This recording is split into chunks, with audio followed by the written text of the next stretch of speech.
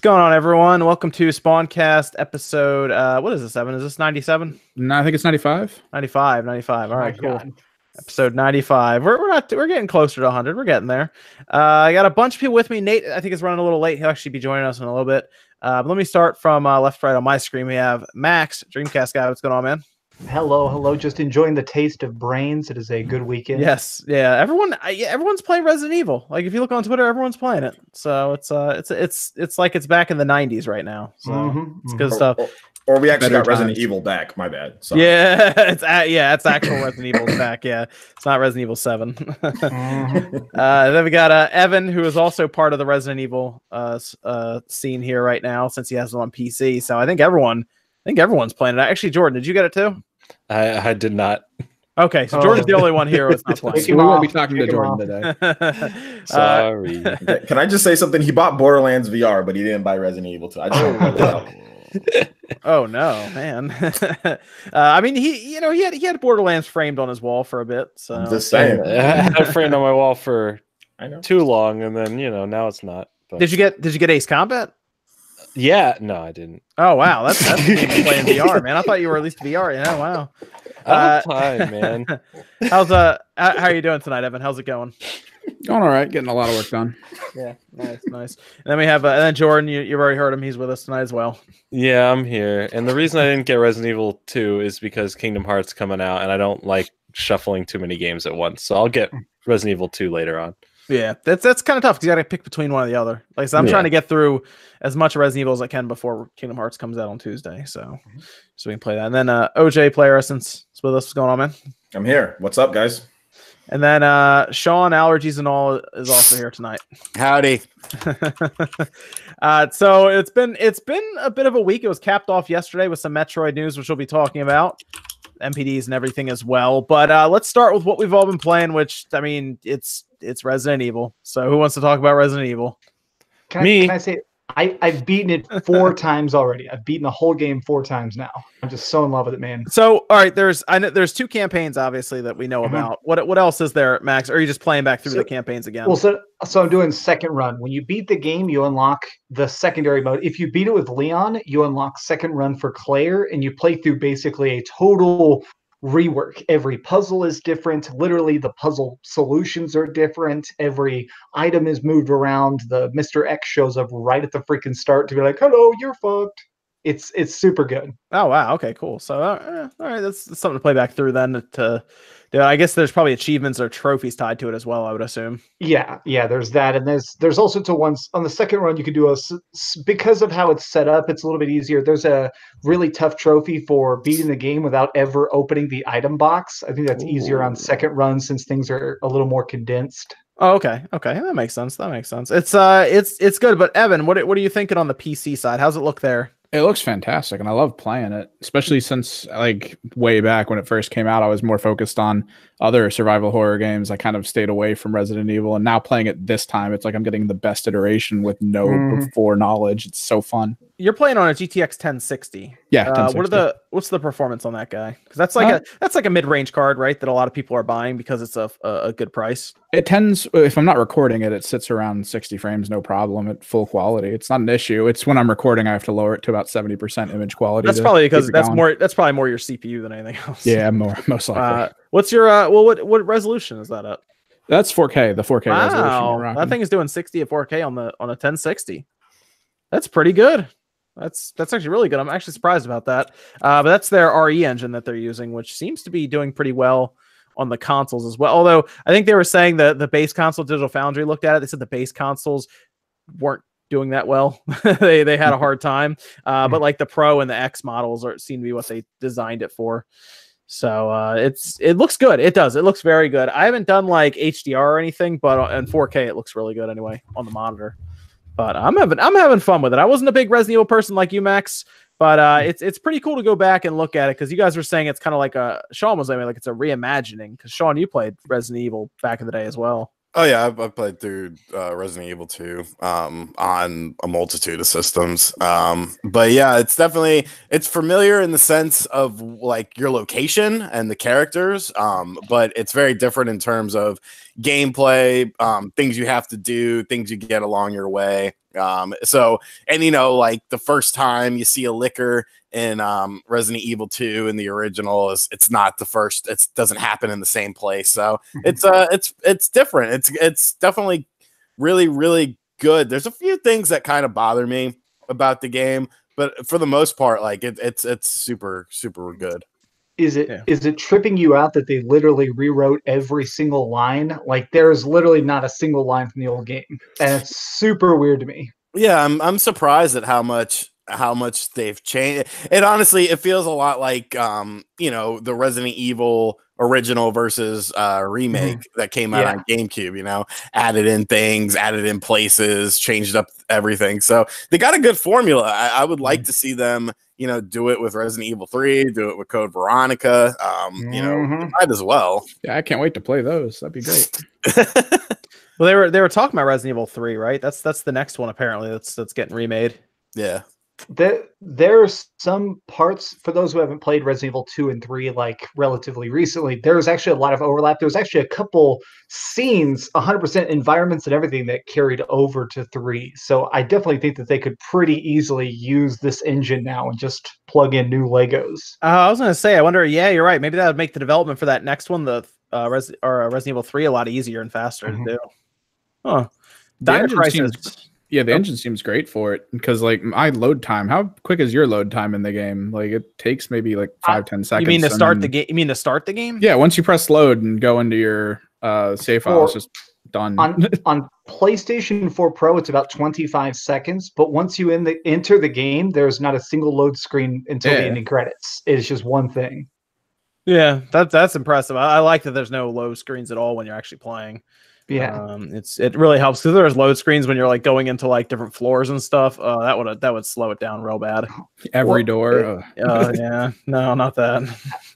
I especially love it since the zombies are so aware. It's so cool of like them hunting you from every single room. Like I was up in the attic, the 3rd floor of the police station, and 2 lickers spawned up there, and I was trying to run, and I could hear them smashing the doors behind me. It was perfect. Yeah, man, those lickers are annoying. Hearing Mr. X like 2 rooms away from you coming.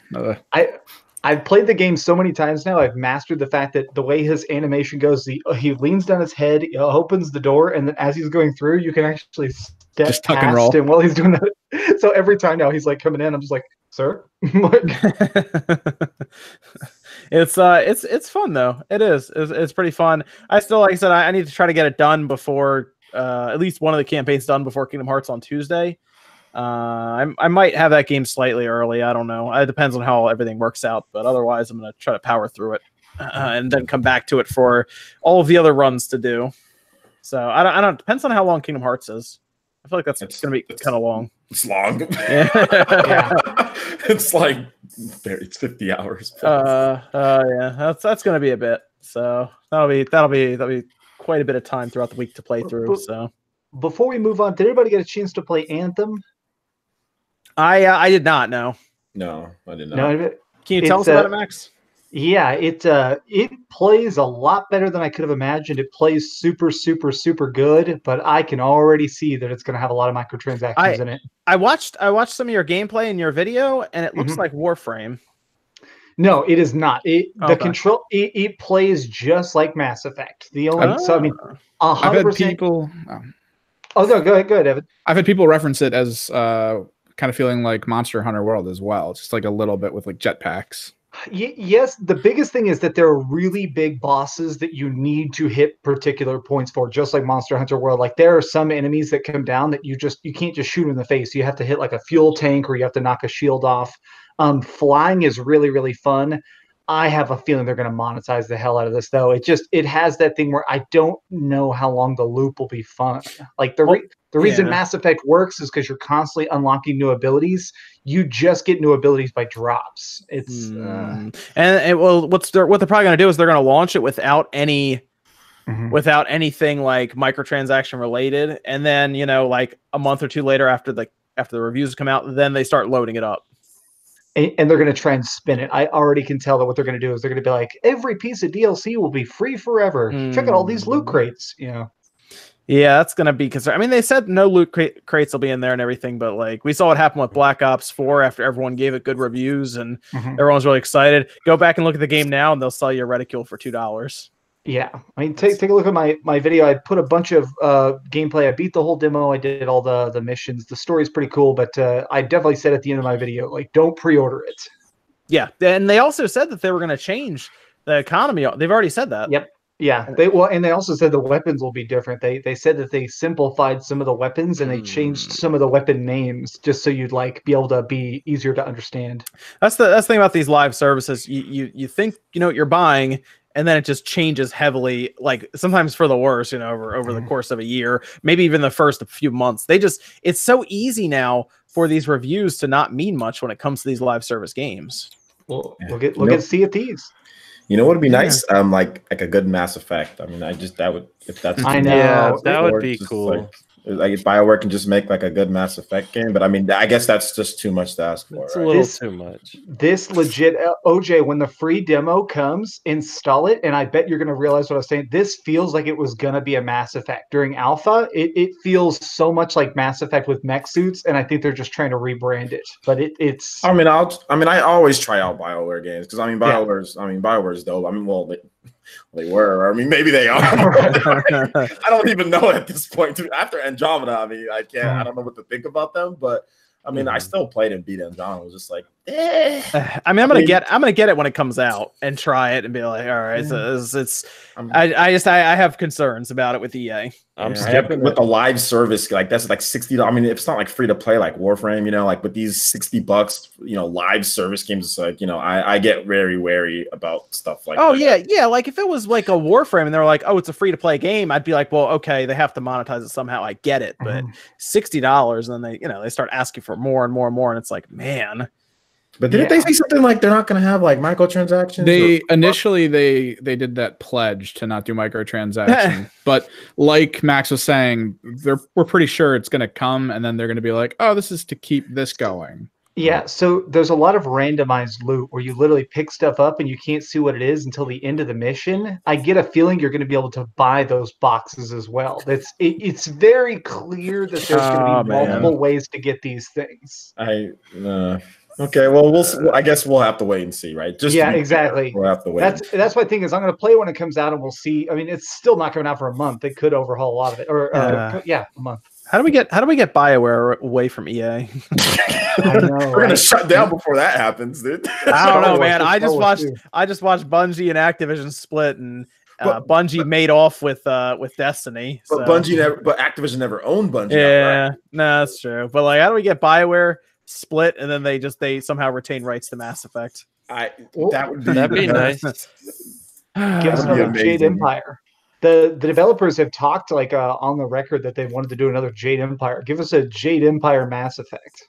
Oh, Jade Empire would be cool. Like apparently, like we saw Jason Schreier put out tweets and then kind of retract it and stuff. He's talking about KOTOR being kicked around internally and they couldn't figure it out, I guess. And like that's too bad. They probably couldn't figure out how to make it a single player game with microtransactions or something. KOTOR is just too hard to do, guys. You just can't. Oh man. Yeah. We used to get so many good Star Wars games back in the day.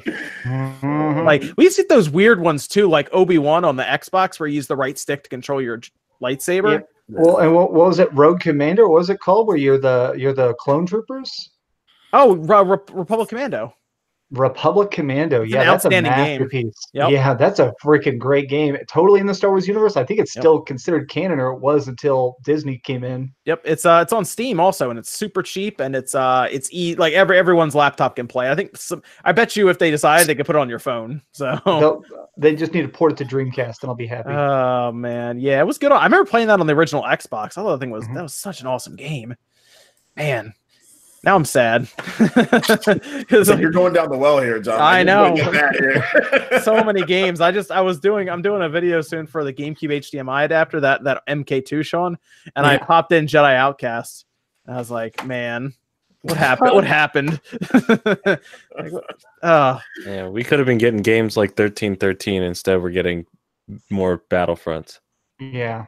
Yeah, I need to learn a little bit more about 1313. If only there was a video coming out at some point. If only there was a documentary about it coming out. Even if that video great. was long form and split into a bunch of episodes, I could watch over time.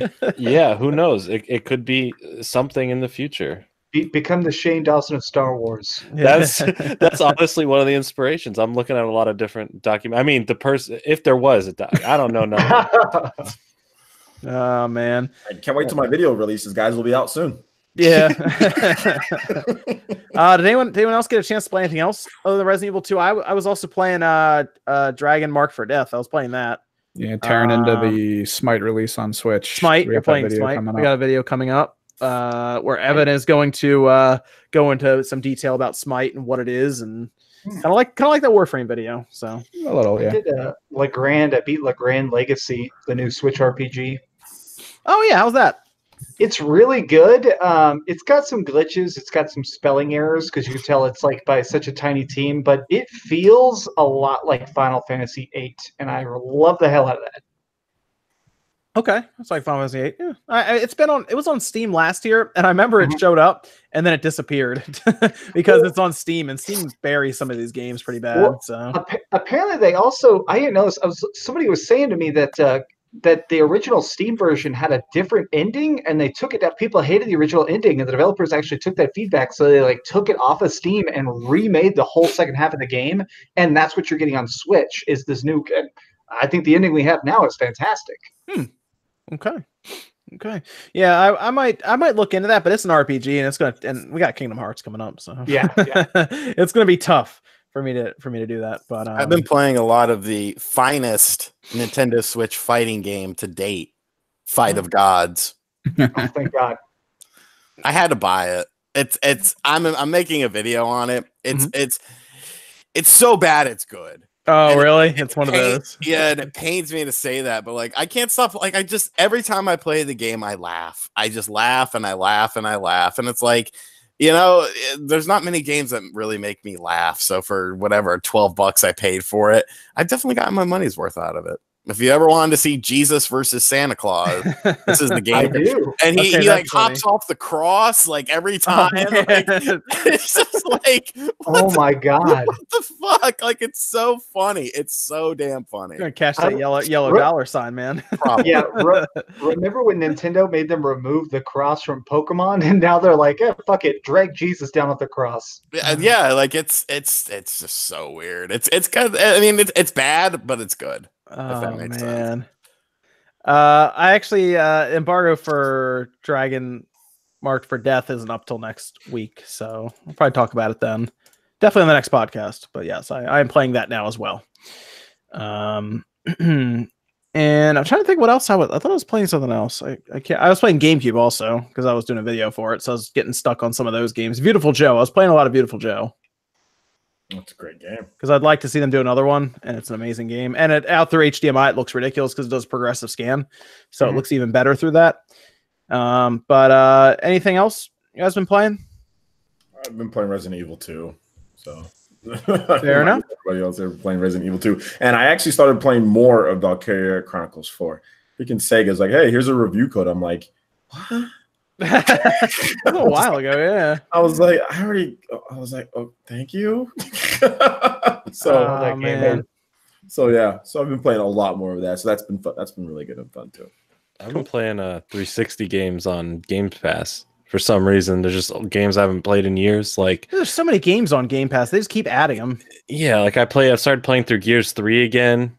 You know, just because it's like I think I played 3 the least, so I was like, oh yeah, I remember this part of the campaign. It's been a while, and then like this morning I started playing in preparation for possible Star Wars content. I played The Force Unleashed 2.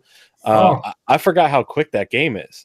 Yeah, it's fast. You get around pretty quick in that game. Yeah, it's like you start it and then you sit down for a couple hours and that's the end. When it came out, my friend bought it the day it came out on Wii, and he had a big party at his house that night and beat it in like 4.5 hours. Like literally just beat the whole game, and then I was like, okay, cool, that's my money. So quick and repetitive, and it's like I still enjoy the combat, but like it's just repetitive and too fast. But I don't know. It was fun to go through that game again. It's been been a while. I forgot they added We Happy Few to Game Pass. I forgot about that. They Oh, did. yeah. I saw that. I haven't played it yet. Not worth your time. Yeah, and it's Gearbox though, right? Publishing, I think. Kind of. Publishing. No, They that's who you call it. Evan, you remember who that was. Oh, I know. The CEO follows me on Twitter. What was his name? It was the company. It was the studio that Microsoft bought recently at their big event where they were like, we bought. That was at E3 where they announced it. You could probably look it up. I do know they bought them at E3 though, the company, and that's probably why it's on Game Pass now. Oh, Shadow Warrior 2's on here too. That's a good one to check out. Hey, Jordan, you should add me on Xbox, dude. I'm obsessed with Gears of War, dude. Seriously, literally, any game you ever want to co-op, let me know.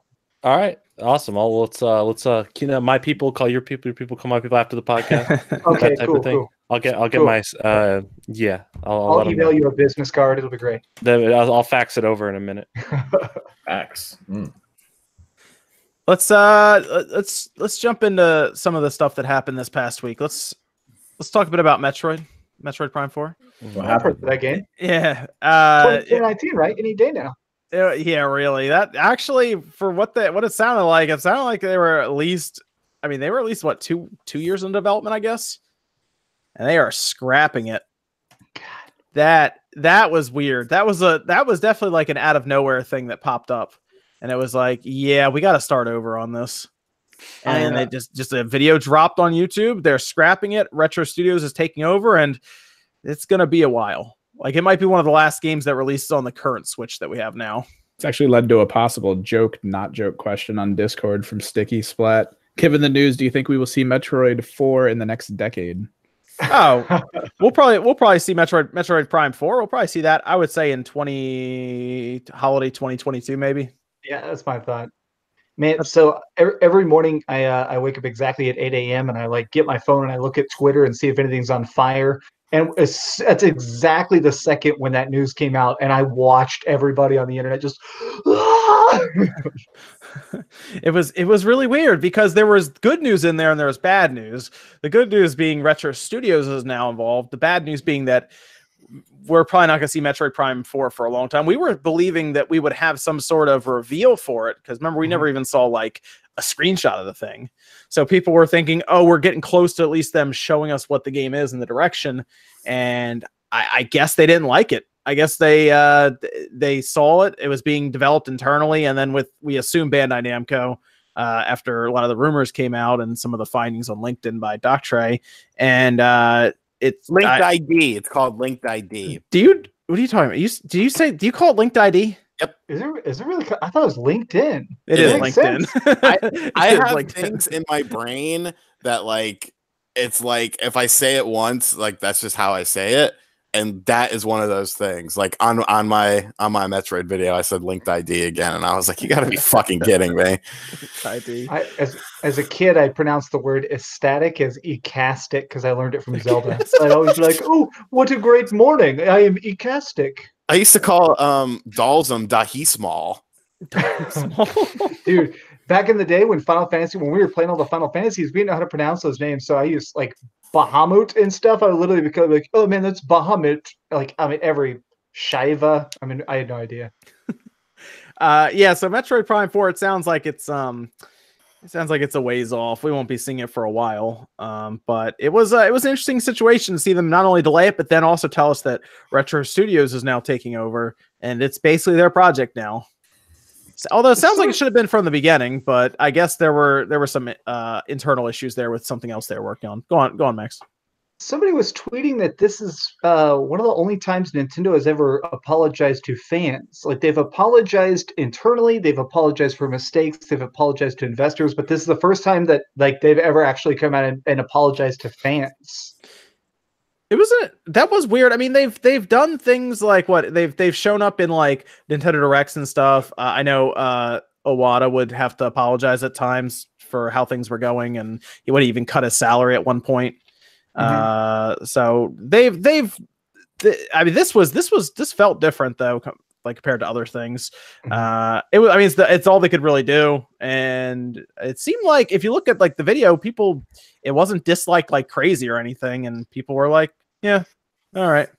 Well, I think part of it comes down to the fact that, we didn't see anything of Metroid. Yeah, Prime. that helps. Yeah. All we ever saw was the logo, and like that was it. So I feel like it was a lot it was a lot easier to digest that. And plus, it's been so damn long since the Wii game. It's like, all right, if you gotta wait, you gotta wait a little bit more. It's not like there was constant, gameplay footage and stuff like that of the game that was already available to get you hyped. Yes, you could get hyped about it. I think everyone's hyped for Metroid Prime 4, but there was nothing really substantial to be hyped about because we didn't know anything about the game. It probably also helped that they were like, oh yeah, and Retro Studios is now taking the lead on it. Yeah. That takes the sting off. Yeah, people were like, oh, okay, yeah, that's what we wanted in the first place. But now I guess they're scrapping. They're starting from, we would assume they're starting from square one, but who knows? Maybe there's some stuff they're bringing over that's like the baseline stuff of what they wanted to do. It could be as easy, it could be as basic as concept art even, but it looks like they're starting over, and there is a chance. I've seen some people even mention this, that it could be a launch title for the next system if it's a 4-year project or something. Who knows? Yeah, you never know. You never know. I want to know what was so bad about it. Everyone does.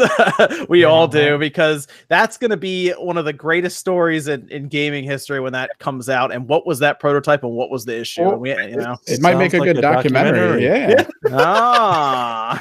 I do want to add that I was very, very skeptical of a Japanese company making a first-person adventure game. And I stated that multiple times. I'm like, well, we haven't seen it. Why not? Like, what's going on with that? I even suggested, what if they shifted to third person at times? Like, I didn't have any confidence that Bandai Namco. I had very little confidence that Bandai Namco could do that in the type of game that Metroid Prime is. So that's why people would be like, what are you talking about? I already called it a first person. And I'm like, okay, guys, I'm just saying. Jesus. So, I might be wrong with it. I don't know. Yeah, it seemed weird that they didn't show us anything after that for the longest time. But there's a chance that Retro would have done it from the beginning if they weren't busy with what we assume is Star Fox that's being announced. I guess Star Fox is done if this is happening. Some ex Retro employee had some sort of weird statement where he said Retro is always a one project studio, and he's like, we're still working on something right now. Like, when I left a year ago, we were finishing up a project. So it sounds like they're going to finish Star Fox and then start. So they haven't even actually begun with Metroid. Maybe, who knows? Well, because from what we've been able to tell, and it'd be easier if Nate was here because I know he could tell us a little bit better about it. But it sounds like Star Fox is going to be ready for this year more than likely. And if that's the case, that would make sense why they would start taking on Metroid Prime 4 now. They might even have to do all some of the busy work, like the bug fixing and stuff on it afterwards. Mm-hmm. They might just be shifting that. Maybe that's the other studio's punishment, is the bug fix Star Fox. But which should be okay, because remember, Retro Studios has actually done that before. Retro Studios did that for Mario Kart 7, where they designed a couple tracks and dealt with bug fixes. They've done a lot of support. But it's going to be interesting to see them work out with Metroid and everything, because that's what everyone wanted. You're right, OJ. It was a little weird that they were going to go the way of an internal studio in Japan, basically developing a Western game. That's why I was like, this thing's gonna be weird, man. Like, this is gonna be that's why I wasn't sure about it. I was like, well, I'm excited to see what they have to offer, but I wasn't always completely sold on what Bandai Namco or whoever else was helping out to do with the game. And and maybe Mercury Steam is working on a 2D Metroid game. Maybe there's a Fusion remake, or maybe there's something else in the works, or a new 2D Metroid game. That's a good point. They could have something cool like that, a 2D Metroid game. You're right. Mercury Steam can do it. They have HD experience, and they did a really good job with Samus Returns. It was just on the 3DS. So maybe they have something. Maybe they have some force, and I think the 2D Metroid you can make that quicker than you can make a 3D Metroid, of course. So the question I have already: I'll admit I'm very disappointed. Not in the thing. I wish we were playing it this year. I'm sad that we won't have a Metroid this year, but it happens. Is everyone feeling that way? Or are we all just optimistic, or is anybody actually sad that it's just not coming out now? I'm kind of sad. I wanted a first-person shooter on the Switch. I'm disappointed. Yeah, it is a shame to see that. I'm not the biggest Metroid fan, but I do like the games. Talkers, is that you? Oh no! Great article. It was that. It's okay. It was delayed, guys. It was bad. They suck anyway. The games suck anyway. I saw that. I only saw the screenshot. That article is so cringy. It's okay that it was delayed. Everybody hates Metroid, right? That was the title, or what was it? No, it was it's bad anyway. Oh, that's right. The Metroid games are bad anyway. Yeah, that's why it's only trending and everyone's talking about it because they're bad games. I was gonna say they every one of those, every game in that trilogy is a 90 or more on Metacritic. I think you should make a new headline. It's like, yeah, no one reads Dual Shockers anyway. Oh man. There's the joke. I should have stolen that. Yeah. So, somebody on my personal Facebook posted a thing of being like, I'm sick of them making all these Metroid Prime games. They're just dumb prequels. I want to see the future of Samus. Like, I'm glad they canceled it. Don't do it. And he got a million comments like, shut your mouth. And he was like, oh, delete. Do not talk bad about Metroid like that. See, that's why I like Metroid Prime. I think it's good. I think it's really good. I'm more of a fan of the 2D games just because of the action. I'm more of a fan of 2D. Favorite, man. Fusion. Yeah. Fusion and Super Metroid are my favorite.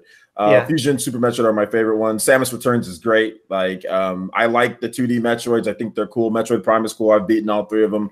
Beat them again on Trilogy on the Wii. So I'd be more than happy to beat them again. I mean, if they bring out, I mean, I don't know if we're gonna get into potential Metroid Prime Trilogy talk or not, but I mean, we can do Metroid Prime Trilogy talk after we do some of these super chats, because we're gonna come back to that, because we're thinking maybe plans shifted because of this. Who knows? It's an interesting situation. Matthew Hammond says beat Resident Evil 2 4 times is more than IGN did. Exactly. That's why I felt bad calling them out in my video, but it was so weird that they said stuff that was so obviously incorrect. That's why I was going crazy when I watched their review, and I was like, this isn't right. They raised it 2 points though to make up for it, man. Yeah, 0.2 points. Yeah, that is a weird situation with that whole thing. They're not really double checking a lot of their review work as of recently. Well, that would be the editor. That would be the editor's that'd be the editor's problem then, right? They would whoever's doing the reviews editing, because somebody double checks it.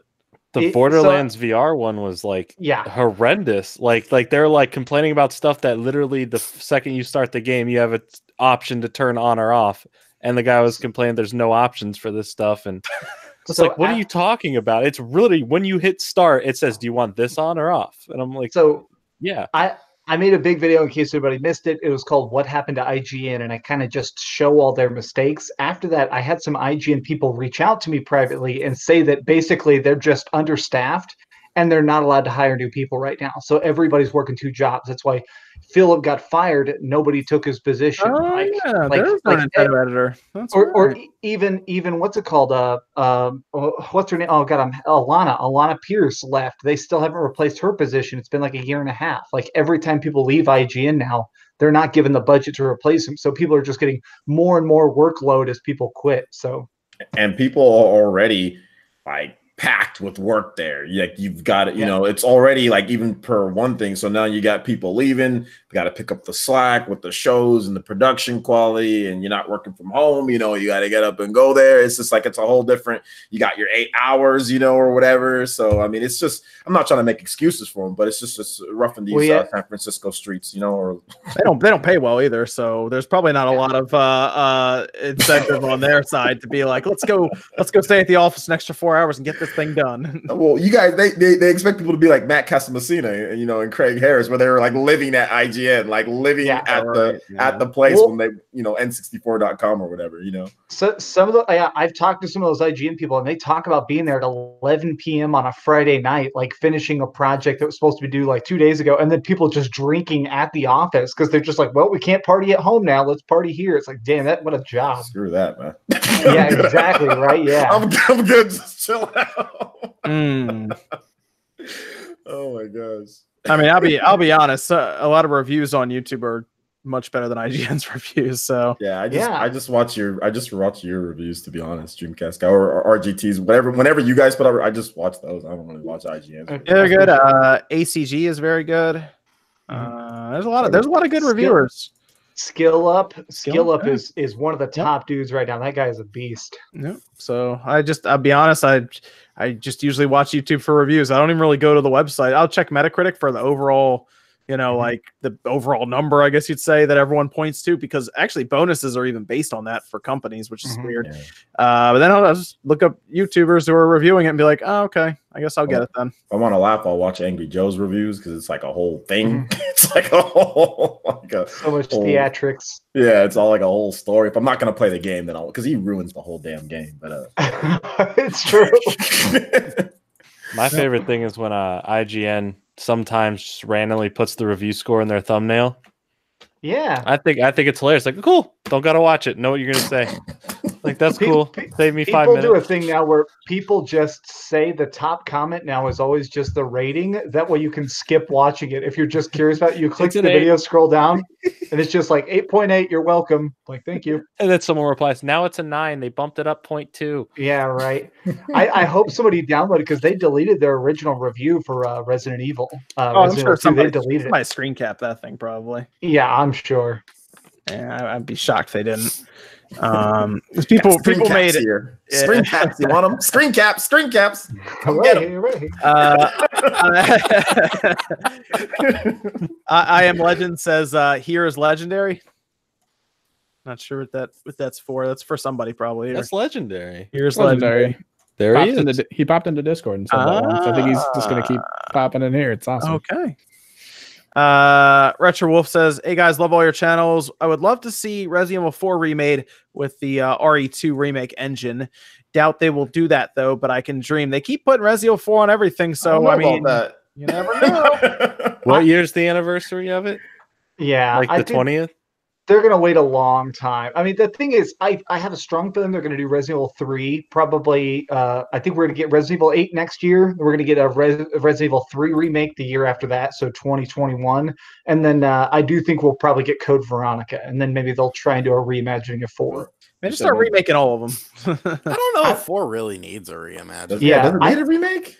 I would rather, it's this super controversial opinion, remake Survivor. Resident Evil Survivor is really bad, but it actually has some cool storyline elements that are part of the universe. I would love to see that actually like extrapolate, make a full, like legit gun Survivor. When are we going to get Operation Raccoon City remade?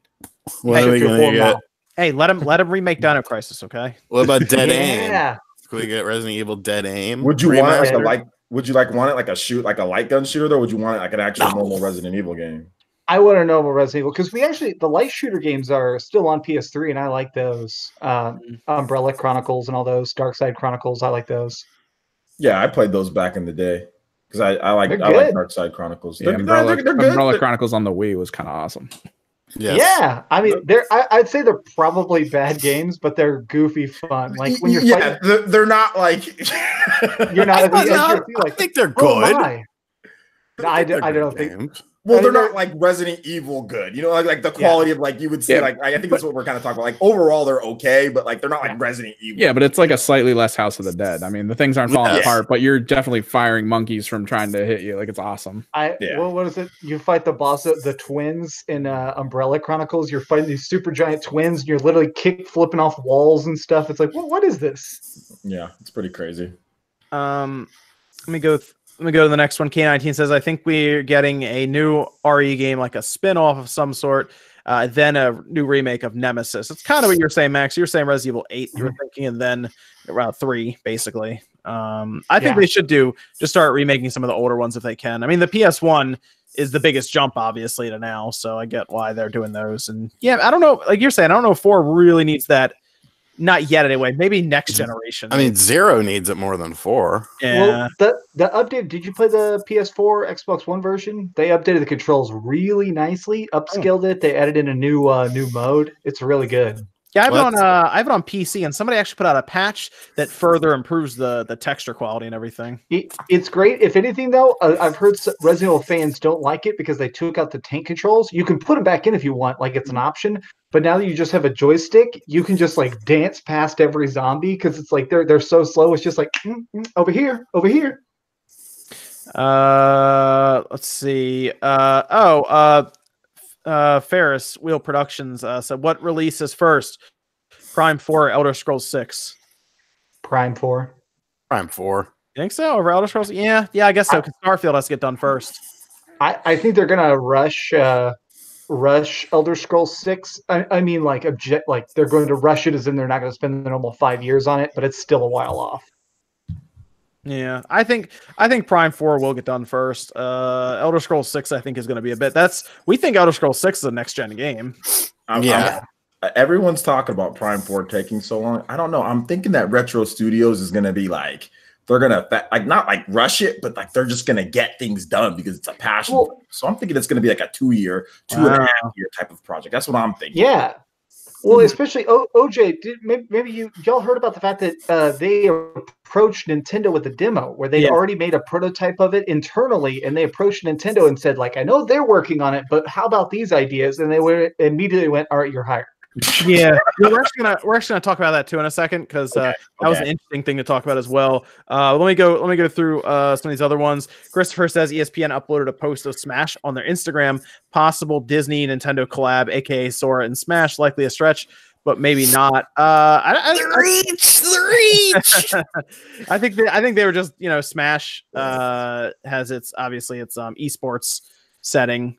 And ESPN got a lot of tournaments, major ones going on. ESPN's starting to do more with that. I turned on the TV like a week ago and it had Rocket League on the ESPN or something. ESPN has their own esports website, like specifically for it, and whole thing of writers.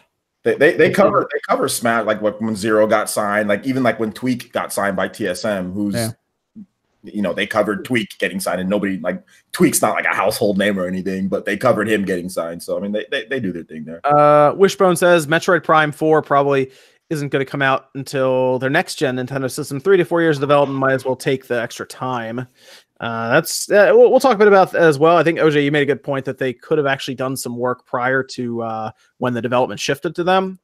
But I mean, if it's going to take a long time, it'd make a good launch game for next. We're also kind of assuming something that may or may not be fair, all because Nintendo came out and said, hey, we've scrapped this game. It's not like they did it that day. This could have happened months ago. I have a feeling it happened in December. Yeah, same. You think it was that recent? I think it was like at the end of November, early December. Mm-hmm. And that's why I think we heard about so much getting changed at the Game Awards. I think it was one of the things where they thought the project was doing okay. They stepped into the studio. They went, okay, show us what you got. And it was just unsalvageable. Well, there's a reason we can talk about this too, why the Metroid Prime Trilogy was thought to be announced at the Game Awards, or just in general in December. I think K19 we'll stop here. Then we'll pick up the super chats again in about a half an hour. I talked to Christian Gaming Network. He said there will be a Metroid Prime 4 announcement on the Direct this week. Ooh, our prayers are answered. That's great. He's a smart guy. That was like the best running joke. Gotta make a shirt now. What was that Discord question, Evan, for Metroid Prime 4? Before we had a couple. Specifically, I guess, do you think Metroid Prime 4 and the Trilogy will have traditional FPS online? That's, of course, if we're seeing them come out. So things like Deathmatch and such. Trilogy, no. The Metroid Prime 4, yes. Oh, yeah, sorry, yeah. 4, yes. Trilogy, no. Trilogy probably won't. Yeah, that's what I'm thinking as well. I would like an optional Metroid Prime pinball mode, please. Give this pinball. You know what Nintendo needs to do now? They need to make Metroid Prime Hunters HD. Yes. And put it on the Switch. I love that game. Or just how about a new Metroid Prime Hunters? I mean, they're gonna port a DS game. Hey, it's gonna.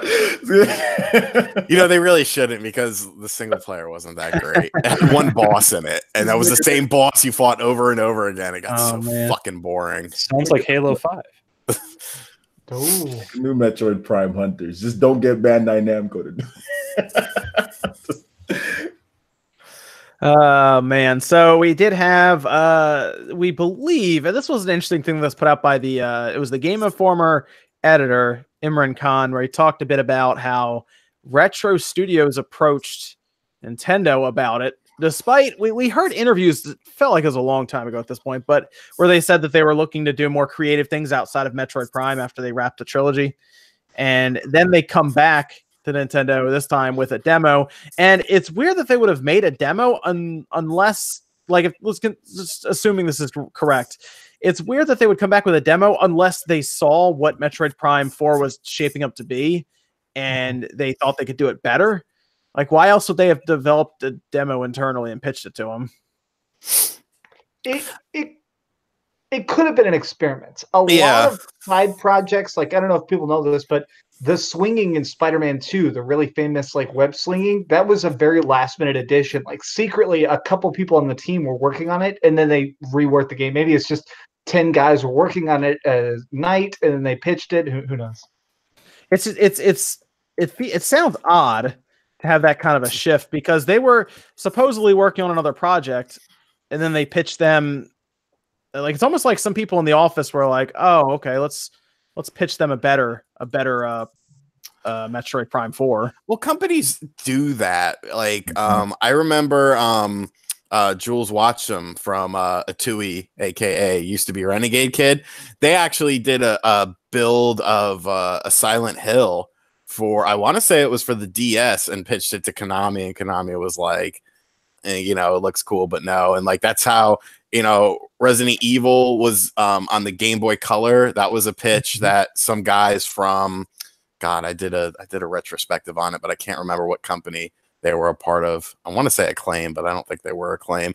But like they did a pitch of that. I think it happens more often than not. It's but like from your internal studio, and then Retro Studios, you know, your studio over in the US, and the game's already been in development for a little while, we assume, and then they pitch them a better looking version of the game. That's why I'm thinking that Nintendo must have, or Retro Studios might have heard something about it. Like, oh yeah. I'm sure they were being consulted about that, because I mean they're the ones who obviously worked to create the lore and the direction of the. I have to imagine that you wouldn't just not talk to them about it, and yeah, I feel like they might have looked at it and been like, oh wait a minute, we could do better. Yeah, and like and it doesn't take to put together like a demo if you've got experience, especially I don't know what they used, but they've just been reusing their Metroid Prime engine for like ever, like the Metroid Prime and then the Donkey Kong, it's the same one. Yeah. So if they just put together something with that, and then they just said, hey, like we can put together something real quick. Remember, it was like one guy that was for like Crash Bandicoot, right? For on the Switch. Like one guy said, oh, we get this running on Switch, and he just did it in his spare time and he got that running, you know, so or like one level. So I mean, I think if there was like a small group of people that said, "Hey, maybe we can kind of, you know, get this back," like maybe that was the case. You know? Maybe they got the fire again. They're like, "Yeah, let's do this." It is interesting to hear that they approached Nintendo, and Nintendo didn't go to them with their hair on fire and say, "You got to do this." It was interesting to hear about that, because that also gives me a lot of hope that they're really going to put some serious work in the, you know, some passion in Metroid Prime 4. But I get what you're saying, Sean. You're saying like if a studio has an idea and they pitch it to them without anyone ever knowing, like you said, like a crazy thing like a Silent Hill or Halo DS. Like that's actually and Eileen said it in the chat. That's actually how Dementium came to be, Dementium 1 and 2.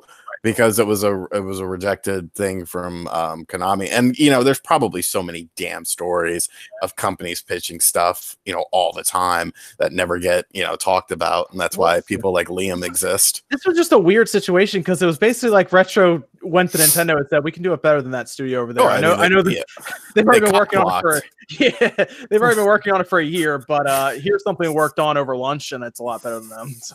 Well, yeah, what was that weird remake we saw recently of oh god, not the Daffy, what was the DuckTales? What was the one that there was like a remake that came out? Darkwing Duck.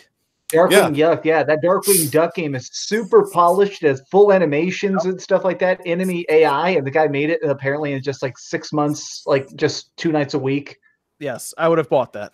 I know, it looks so good. It was good.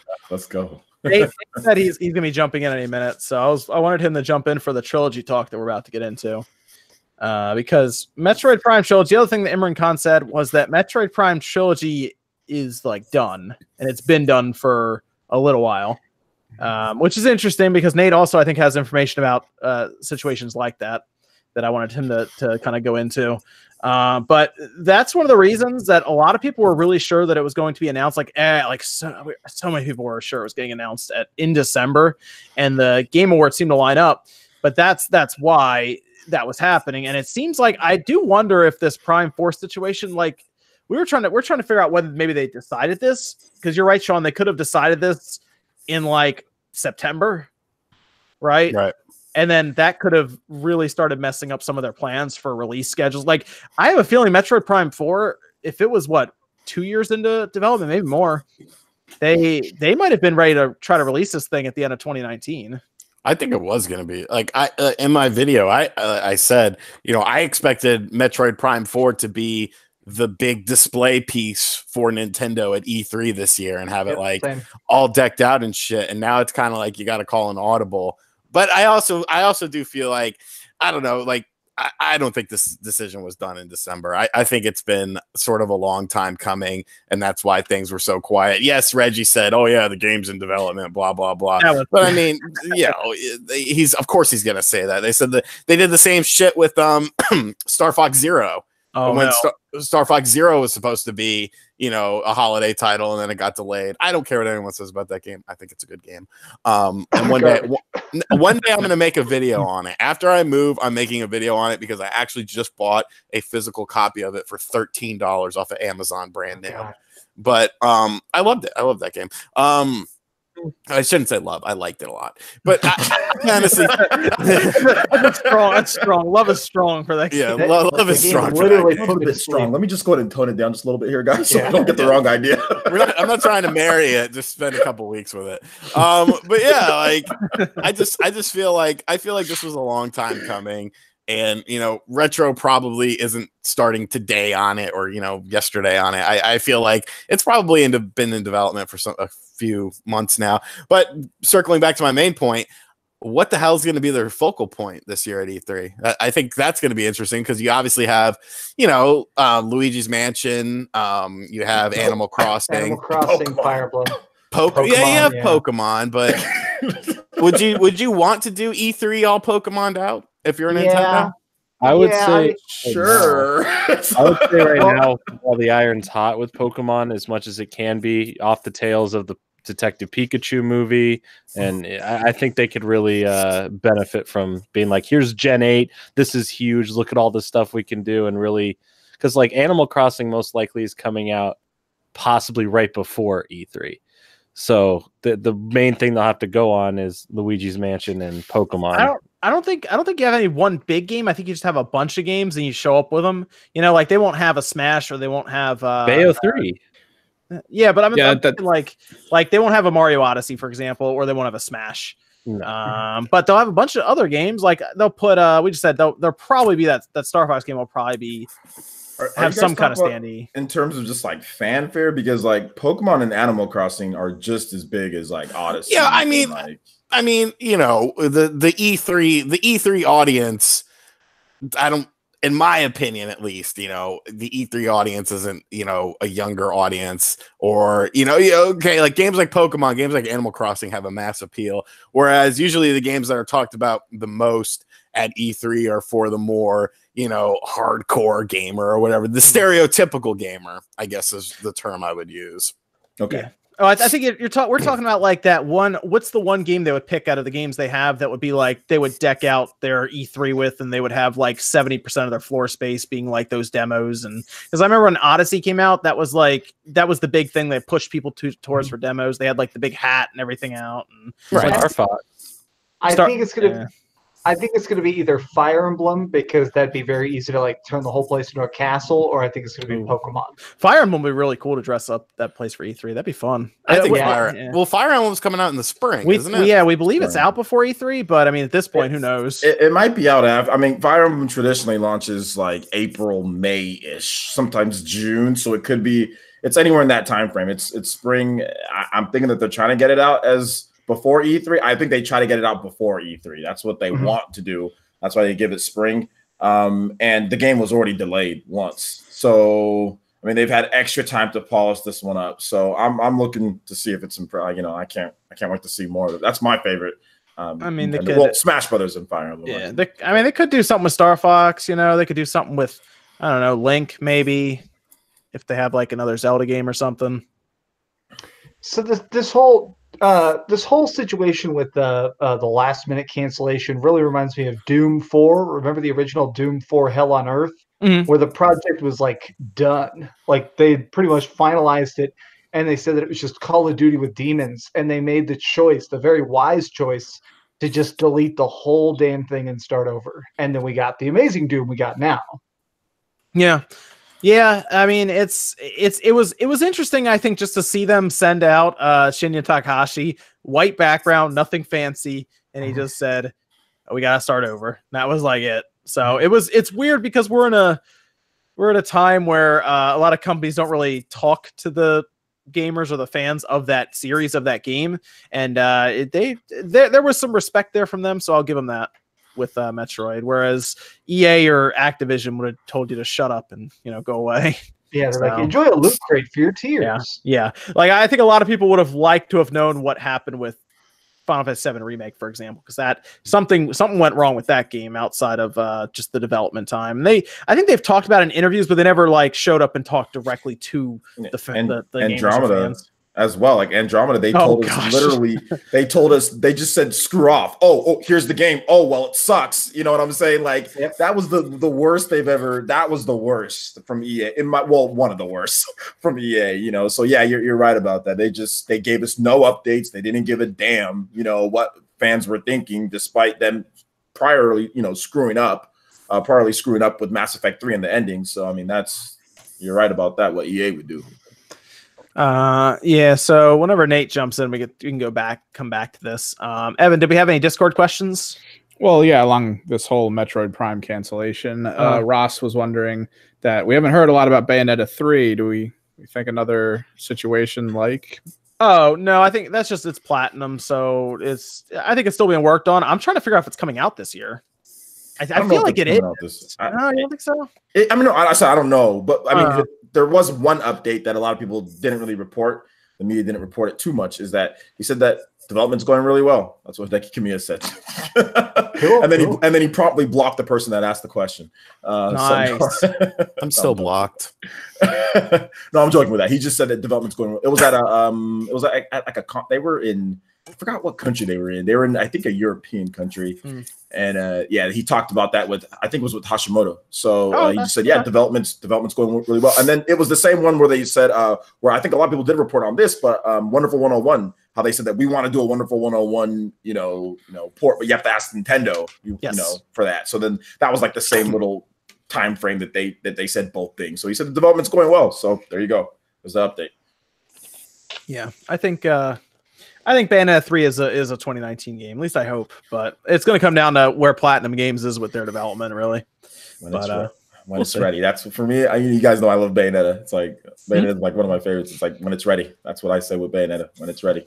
All right, very good. Then we have we'll come back to this topic when Nate pops in inevitably at some point. We did have the December NPDs. It was an interesting month, I would say. That's another one I know Nate wanted to talk about, was the December NPDs.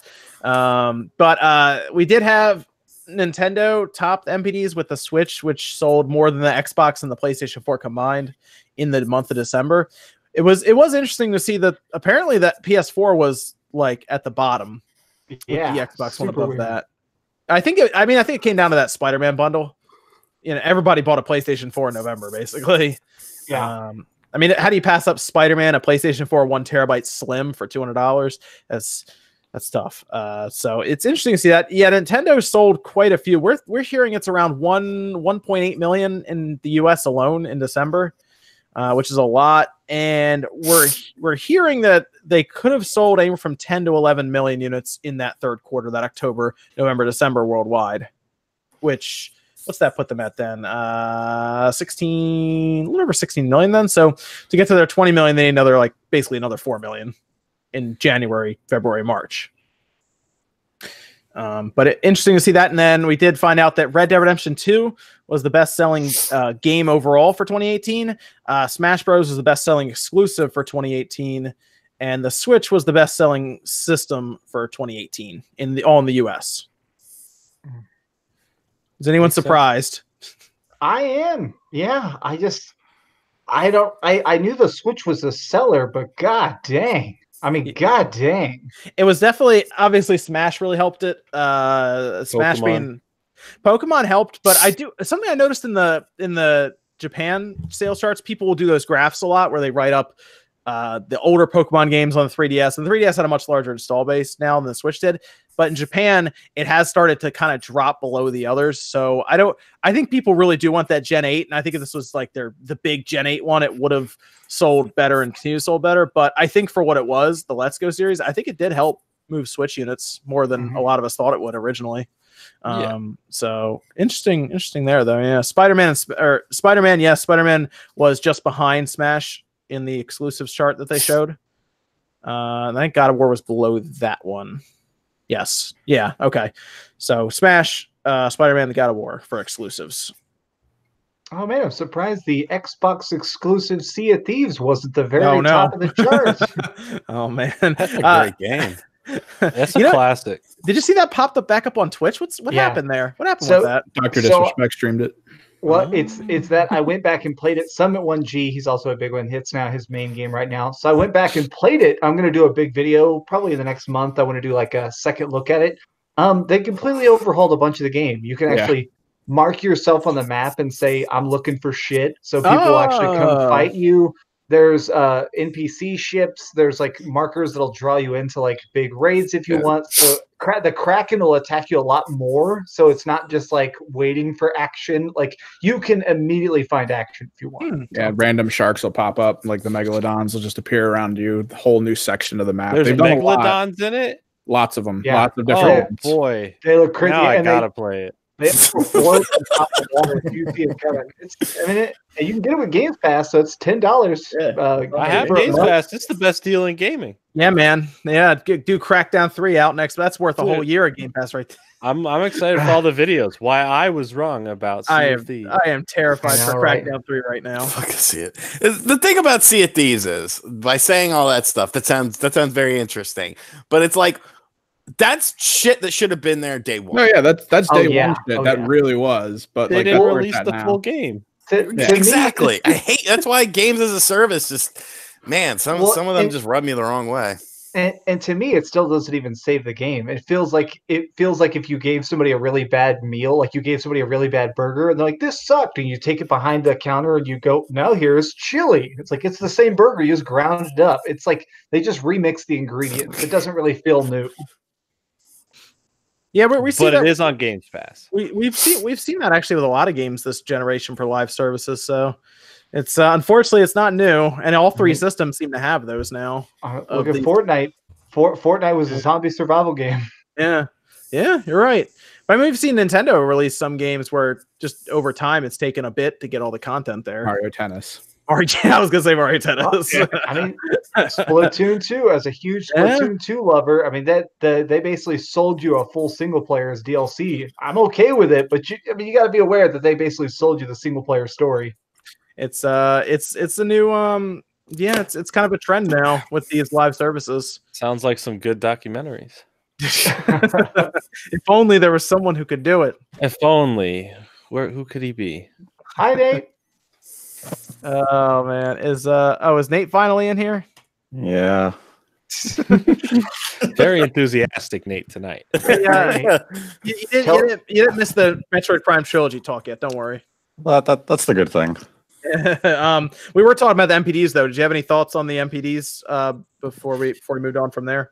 I think it's a sign of what's to come for 2019 in terms of PlayStation 4 and Xbox One performance. I think PlayStation 4 is going to be a pretty strong downfall in terms of sale year over year.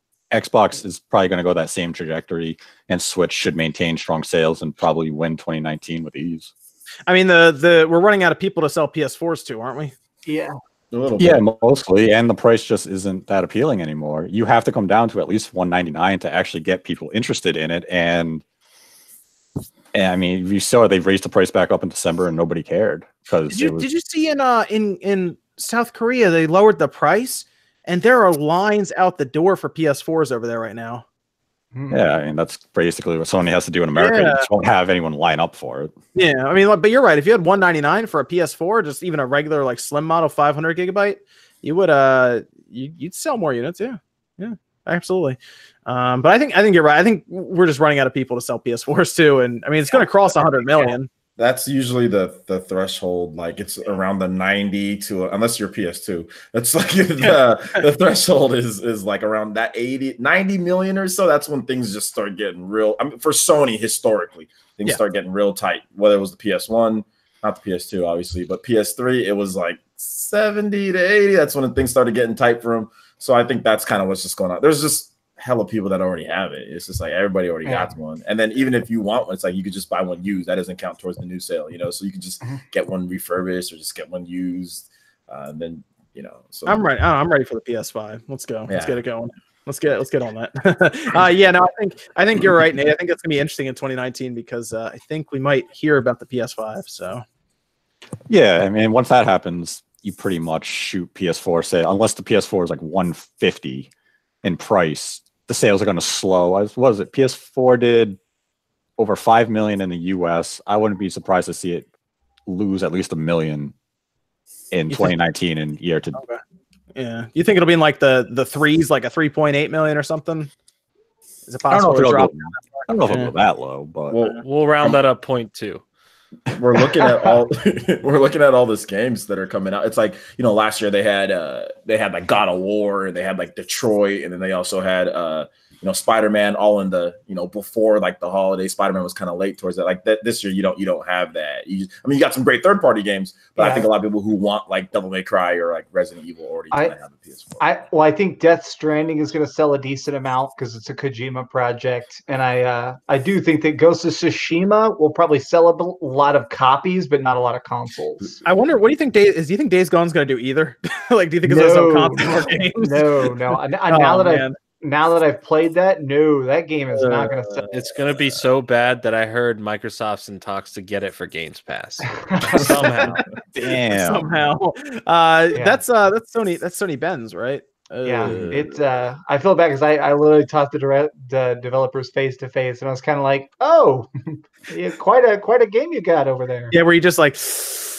Good luck. I walked up to it and I was like, "Oh, I can kind of see what you're going with the trailers." And I would have had such a hard time talking to him after playing that game if it was that bad. Why are you hating on biker stealth? You're a hater, Max. That's what people. Well, I wish.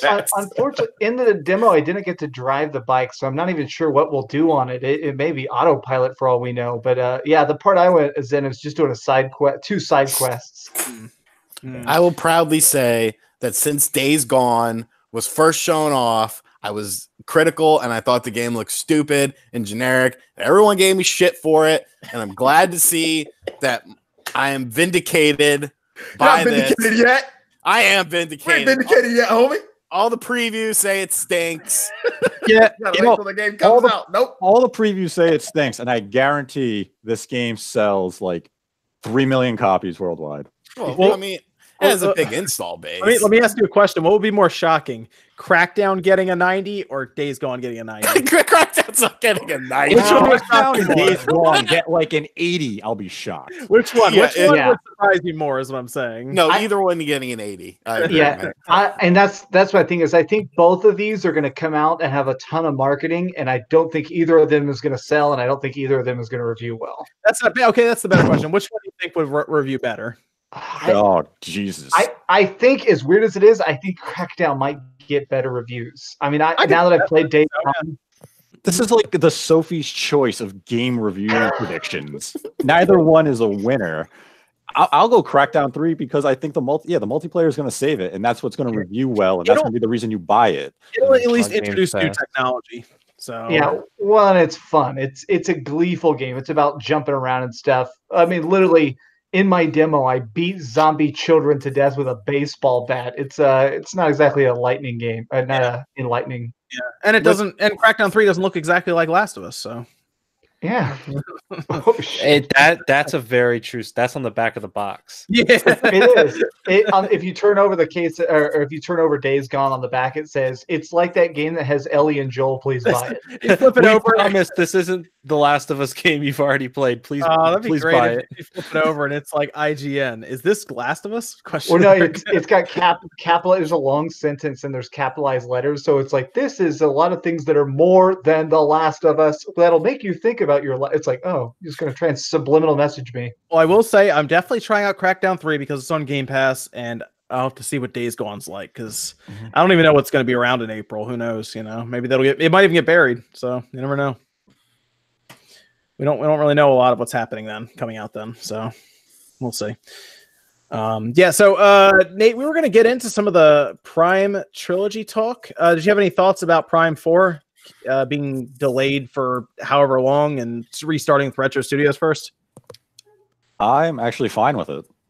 I have no issue with that whatsoever. And I know people are upset by it, but if you actually look at the delay reasonably, it's not going to affect Nintendo's public release schedule. Like, it doesn't impact 2019, it doesn't impact the 2020 releases because Metroid Prime 4 was never dated. So it's basically a delay of an undated game. So if we treat yesterday's announcement as basically the first time Nintendo announces Metroid Prime 4, which people should treat it as, it's not a bad outcome. It's just, hey, the game is coming, and that's good. So yeah, they're fortunate they didn't show anything. You're right. Yeah, 2017 was basically smoke and mirrors. It was, we have Samus Returns for the 3DS. If we don't announce something for Switch, people are going to get pissed off because look what happened with Federation Force. So they announced it way too soon, and now, they had to change teams. They had to cancel it. So they had to make an announcement. If the game wasn't announced 2 years ago, what happened yesterday never would have happened. The game would have just shifted quietly, and then it would have been announced, let's say E3 2020, and people would be like, oh my God, that's so exciting. Yeah, I mean, you're not wrong about that if it wasn't announced. What about Trilogy, though? Oh, God. Trilogy, I mean, there's a lot of the talk, obviously. I mean, I keep hearing it's still first half 2019. I think that's going to be changed because of this delay with Metroid Prime 4. We talked about Imran Khan. We saw that from Game Informer editor saying that it's done. It's been done. That's why everyone expected it in December because it's done. But you're thinking it could possibly be shifted because of Prime 4. I could see it being delayed now till second half of 2019 if Nintendo sees that fit. I mean, Nintendo isn't afraid to sit on games. Yoshi Crafted World's been done for 6 months. New Super Mario Brothers U Deluxe was done for over a year. This is a very common trend for Nintendo to sit on games for 6 months, 12 months, at times 18 months. And I could see them do that again with Trilogy. I know for a fact that there is a version of Mario Maker running on Switch and has been since before it came out. And they're just sitting on it because it's like, I guess they still haven't decided if they want to do a sequel or a deluxe or what. They like to plan their releases out way in advance, and I guess in this case, if they have Trilogy done, they just need to figure out when they want to release it. I think it'd be good to put that out soonish, just because everyone has Metroid on the brain anyway, and I think it'd be a good way to give people something to play Metroid related on their Switch till whenever. I mean, ideally they maintain the first half of 2019 plan because people are talking about Metroid. You just announced the delay of Metroid Prime 4. So still release it, give people the 3 Metroid games. There's always been that rumor of a 2D Metroid's also in development for Switch since last year. So if that is true, and let's say that was originally slated for maybe early 2021, if you could, put that into maybe the holiday 2020 lineup, then you lead to Metroid Prime 4 in, I mean, at the earliest we see 2021. It's more than likely it will be like 2022. But if you still give even, Metroid back-to-back years and then you have a year off and then that leads to Metroid Prime 4, you're not in a bad situation. But, I mean, it will come down to what they have to fill the pipeline in those years. But I mean, I'm going to be honest. There's a lot of people, I'm sure, who have a Switch right now that have never played a Prime game. Mm-hmm. So if you put that Trilogy out, that's like 3 new games to them. And there's a lot of people who probably need to get caught up anyway to get to 4. So I think Trilogy would be a great thing to put out. I would buy that instantly. Like a lot of people who haven't played Metroid, period. Like if you total up all the systems Nintendo sold over the years, and you look at the sales of Metroid games, it's like, what's the best one? That's like Super Metroid or Prime. One of those. Yeah, two. I heard Other M is pretty good. Oh, man. It is if you ignore the controls and the story and a couple other things. I sort of like the controls about halfway through the game when you start unlocking stuff, but yeah, they're not great. No, and that thumb pad is just if you have big hands, that game's not. I have tiny little girl hands. I don't know why. So yeah, I can deal with all that. Oh, how you 6 foot with tiny little girl hands? Yeah, I know. Yeah, I didn't even realize it until I was an adult. And all of a sudden, I'd be like on a date with a girl, and she'd be like, "What's wrong with your hands?" And I was like, "I don't know." Nate, did you get Resident Evil 2? I didn't ask you that. I did not. Yes, I'm not alone. Kick him off. Kick him off. Yeah, you're done. Why didn't you get RE2, Nate? I mean, I'll get it down the line. I just wasn't in a rush to get it at launch. Okay. It's good. It's good though. It's good. That's why you were playing Anthem, weren't you? What the hell? No. I downloaded it on my system, and I haven't actually played it because I don't care enough to actually turn like my Xbox on to play. Don't worry, man. I think they said like 20,000 people yesterday managed to play it of the million that tried to log in. Oh no. Yeah. Apparently it crashed the server so hard it crashed a bunch of EA games all at once. What? How much money does EA make off of? I know. Well, did you see they did a giant official apology today? People considered it they basically DDoS attacked themselves because so many millions of people were clicking login simultaneously. It crashed all their login servers across the entire company. It's like, wow. Well, way to go. They do great work there. You gotta get this stuff done now, so it doesn't happen later. It'll probably, but it'll probably still happen later. I think it might not be as bad. But the way they plan for it is always they don't care about that initial day sales spike and everyone logging in. It's about like the 2 months after is what they're planning for, and then they just reduce from there. Is usually what all of them do. Evan, did we have another Discord question? We got a bunch of them. Any word on the 7.0.0 update for Switch, and what all did it change? Oh yeah, what happened to that anyway? There was supposed to be a 7.0.0 update according to data miners, and I don't believe that has happened yet because I am not on 7.0. Am I? I think they changed the development studios. Retro's taking care of it. See, Metroid Prime 4 messing everything up, man. Don't worry, they scrapped 7. They're moving right to 8. Yeah, Retro's taking care. Don't worry, you guys will hear. It's going to be good. Trust me. Messaging and in-game VoIP. It's going to be great. They're actually going to do a full remake of the 0.2, so they're just going to go all the way back. Nice. That was a great time in the Switch. You're going to beat it 4 times, Max? You're going to download it 4 times? I am. I'm going to download it, press every single button, smash the Switch, get a new one, install it. There you go, man. We could probably see if they post anything about it, but apparently they saw like when it was supposed to be posting, like a schedule on it, which is interesting that it didn't drop yet. Maybe it has something that they're going to be putting up this week going into their investors briefing. I don't know. It's interesting. That has been a serious question. It's around that investors briefing.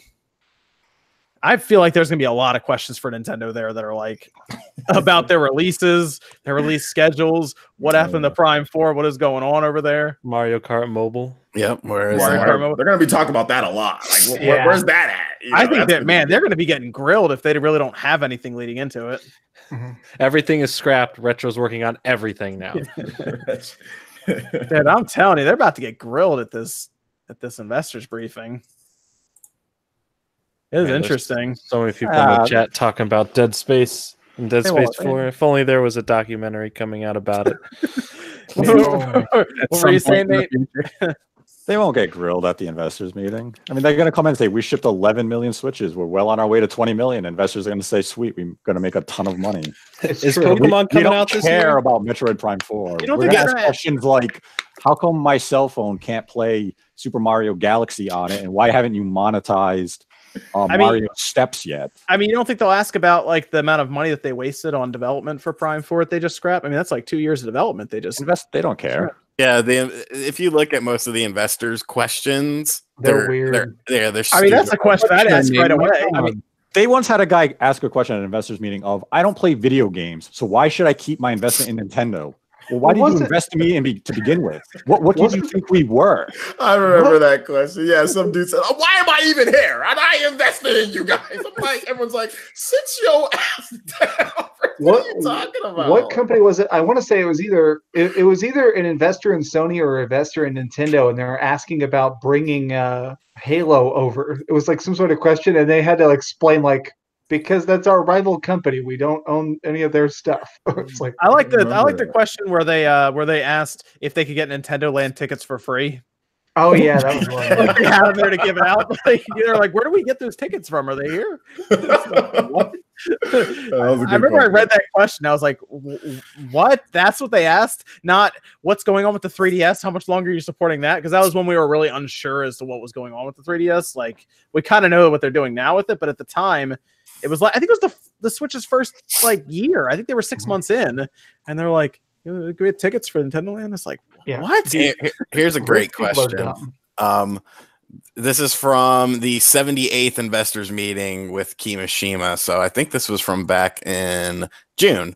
The question is as follows. This is a nice building. The grass is well kept. It seems like the employees are working happily. The corporate value remains high. In regards to Mario, you lost the first round of a court case against a business that uses real go-karts and hurts your image. Why did you lose? That's the question. That The whole cringe. segment is the question. Like, Yes, Kimishima. That dude looks like he's gonna snap his fingers. People gonna pick you up and take you out the room. Like, That's a fair question. Oh wow, that is weird. Oh, no. That question reminds me of what's that chick from Dragon Ball Z that snaps and she turns blonde and all of a sudden she goes crazy? Launch or something? Launch? Oh man, that's Question reminds me weird. like bipolar investor out here? Like what? Why did they mention the grass though?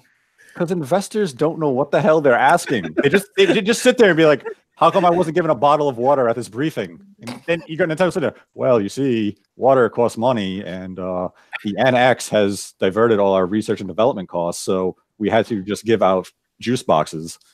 That's way better than water. here's a great one. I'd like to ask about Universal Studios Japan. Will it have any synergy with the products you're selling now? Won't a theme park experience obviate the need to buy software?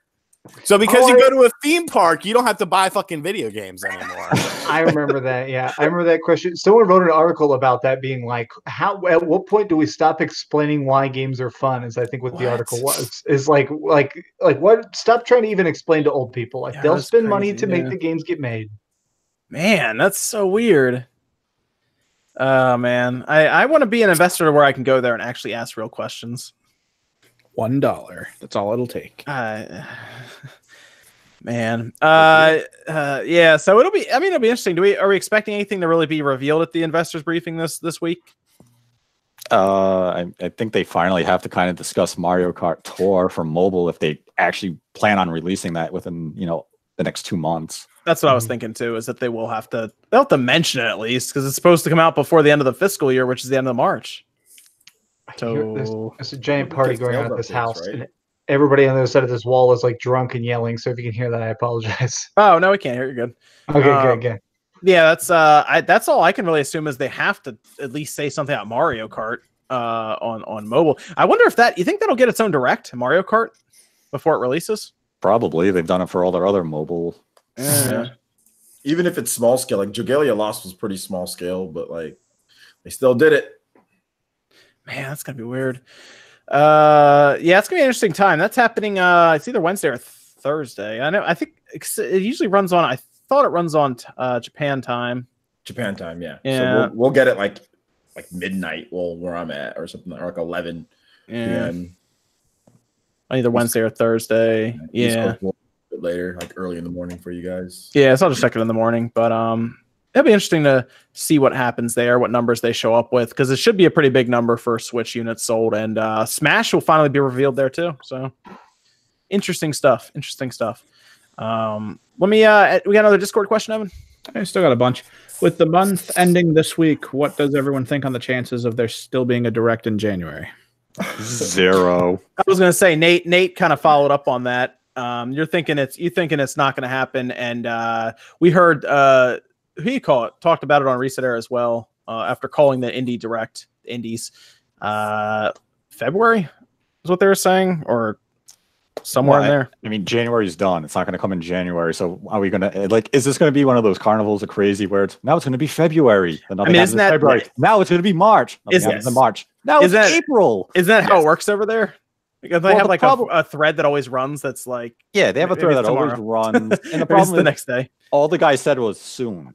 okay, well, soon is what's? I mean, is this Nintendo soon, where the game can come out in 12 months? Right. Like, what is soon? It wasn't really.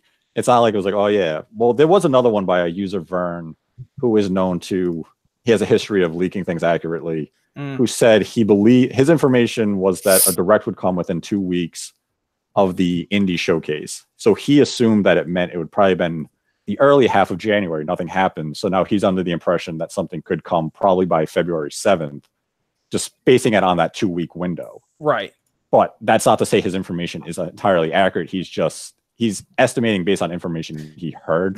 That's kind of what we've seen, though, right? Usually, like, if we get a little indies thing or an indies thing that takes place, a lot of times there's like a couple week radius where all of a sudden a direct gets announced too. Well, yeah, we can look at like last summer it was around PAX. They had the showcase in Europe, and then North America had their Nindies spotlight, and then I think it was the following week that's when the September direct took place. Yes. So there is some pattern to it, but it doesn't necessarily indicate that a direct is coming because an indies event took place, but it would make sense for a direct to take place after the investors meeting to kind of detail more. I still think the next direct is going to be centered on one game.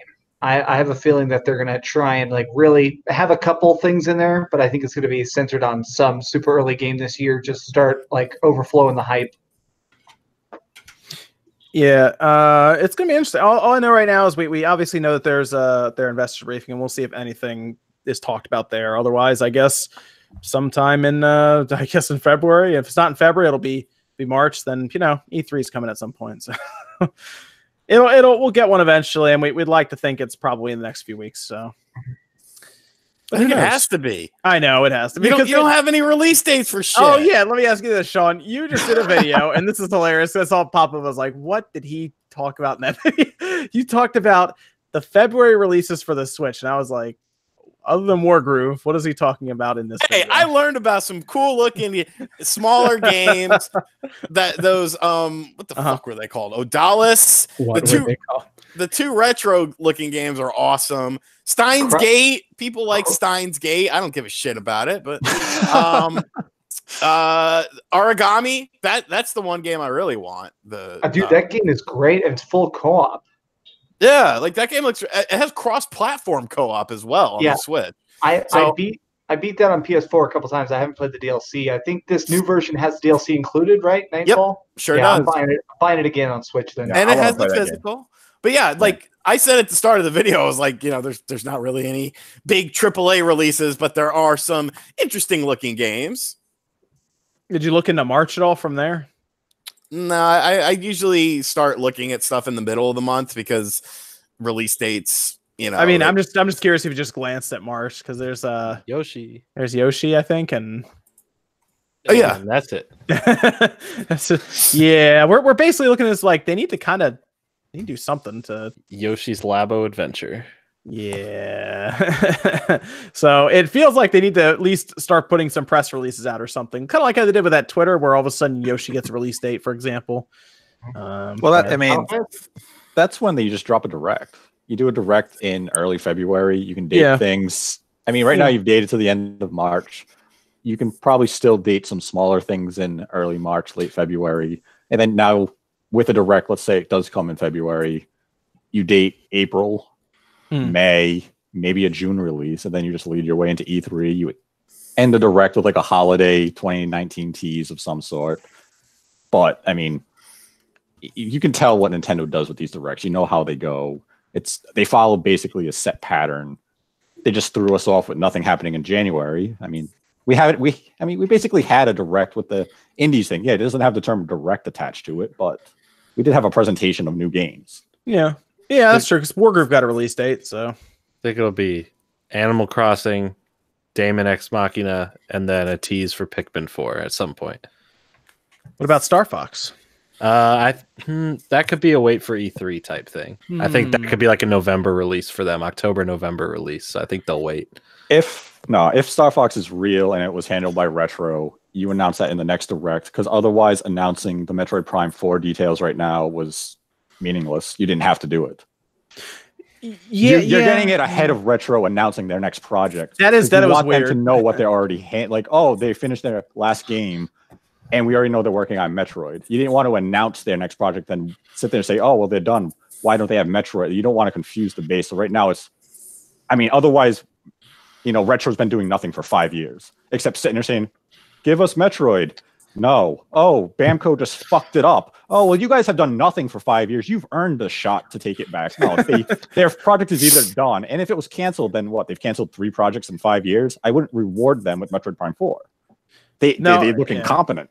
Yeah, I think it's pretty clear they worked on something, and if it is Star Fox, then it probably is time to show it. Is that Star Fox Racing Grand Prix? Yeah, Star Fox Grand Prix. Yep. What is this game? Sell me on this game. It's Star Fox, but you're like kind of. I don't want to use the term F-Zero because it's not going to be F-Zero and Star Fox, but let's use that just for a loose term. I'll say Star Fox mixed with Diddy Kong Racing. Or yeah, that's a good term. Combat. There's combat. I can shoot my opponents. Okay. Yeah, shoot stuff. Get twin lasers and. We've never seen this game. We're explaining what the rumors we're pointing at with Eurogamer and Liam talked about it. Yeah. I don't know what John's talking about. He played that crap yesterday.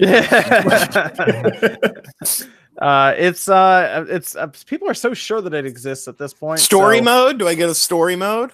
Like in Diddy Kong Racing? Yeah, Okay. Starwolf is like the boss, and you got to defeat him, and then Whizpig comes in, and he messes your shit up. I like this. Because Pigma becomes Whizpig in the game. What? Yeah, he goes like Super Saiyan, he becomes Whizpig. Is and then Samus flies in, she teams up with Fox, and all of a sudden that Paul Gale rumor from like 12 years ago of Star Fox X Metroid comes true. And we get this epic. This is epic, yeah. I'm in. Even Epic Games is involved. Like what? Yeah. Fortnite collaboration. There's a Fortnite level, yeah. Kratos shows up and he starts jumping on the ships, and it's crazy. War is getting deep, my man. And I actually just got a breaking rumor that Epic Game Music is providing the soundtrack for it. Shout outs to James. Shout out to Christian Gaming Network. Evan, we got a Discord question. Yeah, this one's for everyone but Nate and Jordan. Now that you've played Resident Evil 2, do you prefer the third-person camera on all the games going forward, or would you like to go back to a fixed camera angle? No, third person. Yeah, third person. Third person. Yeah, absolutely. Third person. So I think first person works better for scares, but third person makes you enjoy the environment so much more. Like there's no point putting you in a dark, spooky room if you can only see this much. I feel like I really appreciate the environmental storytelling finally. I like that they make everything like they make everything really dark too, and it does almost simulate a first person because you're holding your flashlight up looking around. Mm-hmm. And it's tough to see things at first, and then you'll shine a flashlight on like a zombie. It's like right in front of you. And this is more about the fixed camera, like the old school. Yeah. But I kind of miss the fixed camera just because so many survival horror games that I've played growing up and still play to today had that. But I mean, it makes more sense. I do wish there was more retro style survival horror games that smaller companies would try. I feel like there would at least be somewhat of a market for it. I mean, it's not like the original Resident Evils and games like that use a fixed camera perspective are unplayable. Like they're still very playable, and it adds to the tension. So I think that RPG that Max just reviewed actually had fixed camera angles, sort of. It did. Pre-rendered backgrounds. Yeah, and Homicide used fixed with hybrid to action. Yeah, so I mean, I think fixed camera still has a place in survival horror, but I think for bigger releases, if you really want to, make the big bucks, you got to do what they essentially did in Resident Evil 2's remake. I mean, that's the reason I wasn't a huge fan of Resident Evil 4 when it first came out, was because they got rid of the fixed camera angles, and it was like, oh, this is an action game in a spooky setting, like. And they got rid of Umbrella. That was such a deal breaker for me at first. Like, woo, baby! I was like, let's get this. That's my favorite Resident Evil. Well, that one and 5. Well, 2 might be, but after I'm done with it. But yeah, 5 and 4 are my favorites. What about toggle options, like similar how they had in 5 in the DLC when they went back to the mansion? You could play it regularly or with the fixed camera angles. That would be dope. I love that one. Well, and also, I feel like a lot of people think of Resident Evil 2 fixed camera angles. They got better at doing fixed camera angles. Like if you play the RE remake, the original one, or you play Code Veronica, those had really zoomed out fixed camera angles where you could always see everything, and it was so scary. Let's go through some of these super chats. Matthew Hammond says we need RGT85 to start an RGT85 Eats segment on his channel where he selects frozen packaged food, drink, and dessert and gives a review after sampling them. It's not a bad idea. I think you should do the spicy ramen challenge. I'd love to watch that. That's my favorite challenge. It might be good for my sinuses right now, actually. Help clear them out. Doctor says, would you do a PlayStation Vita Tech Wave? Yeah, we'll look at a PlayStation Vita and a PSP and a PSP Go. Those would be fun to look at. Sony Ericsson.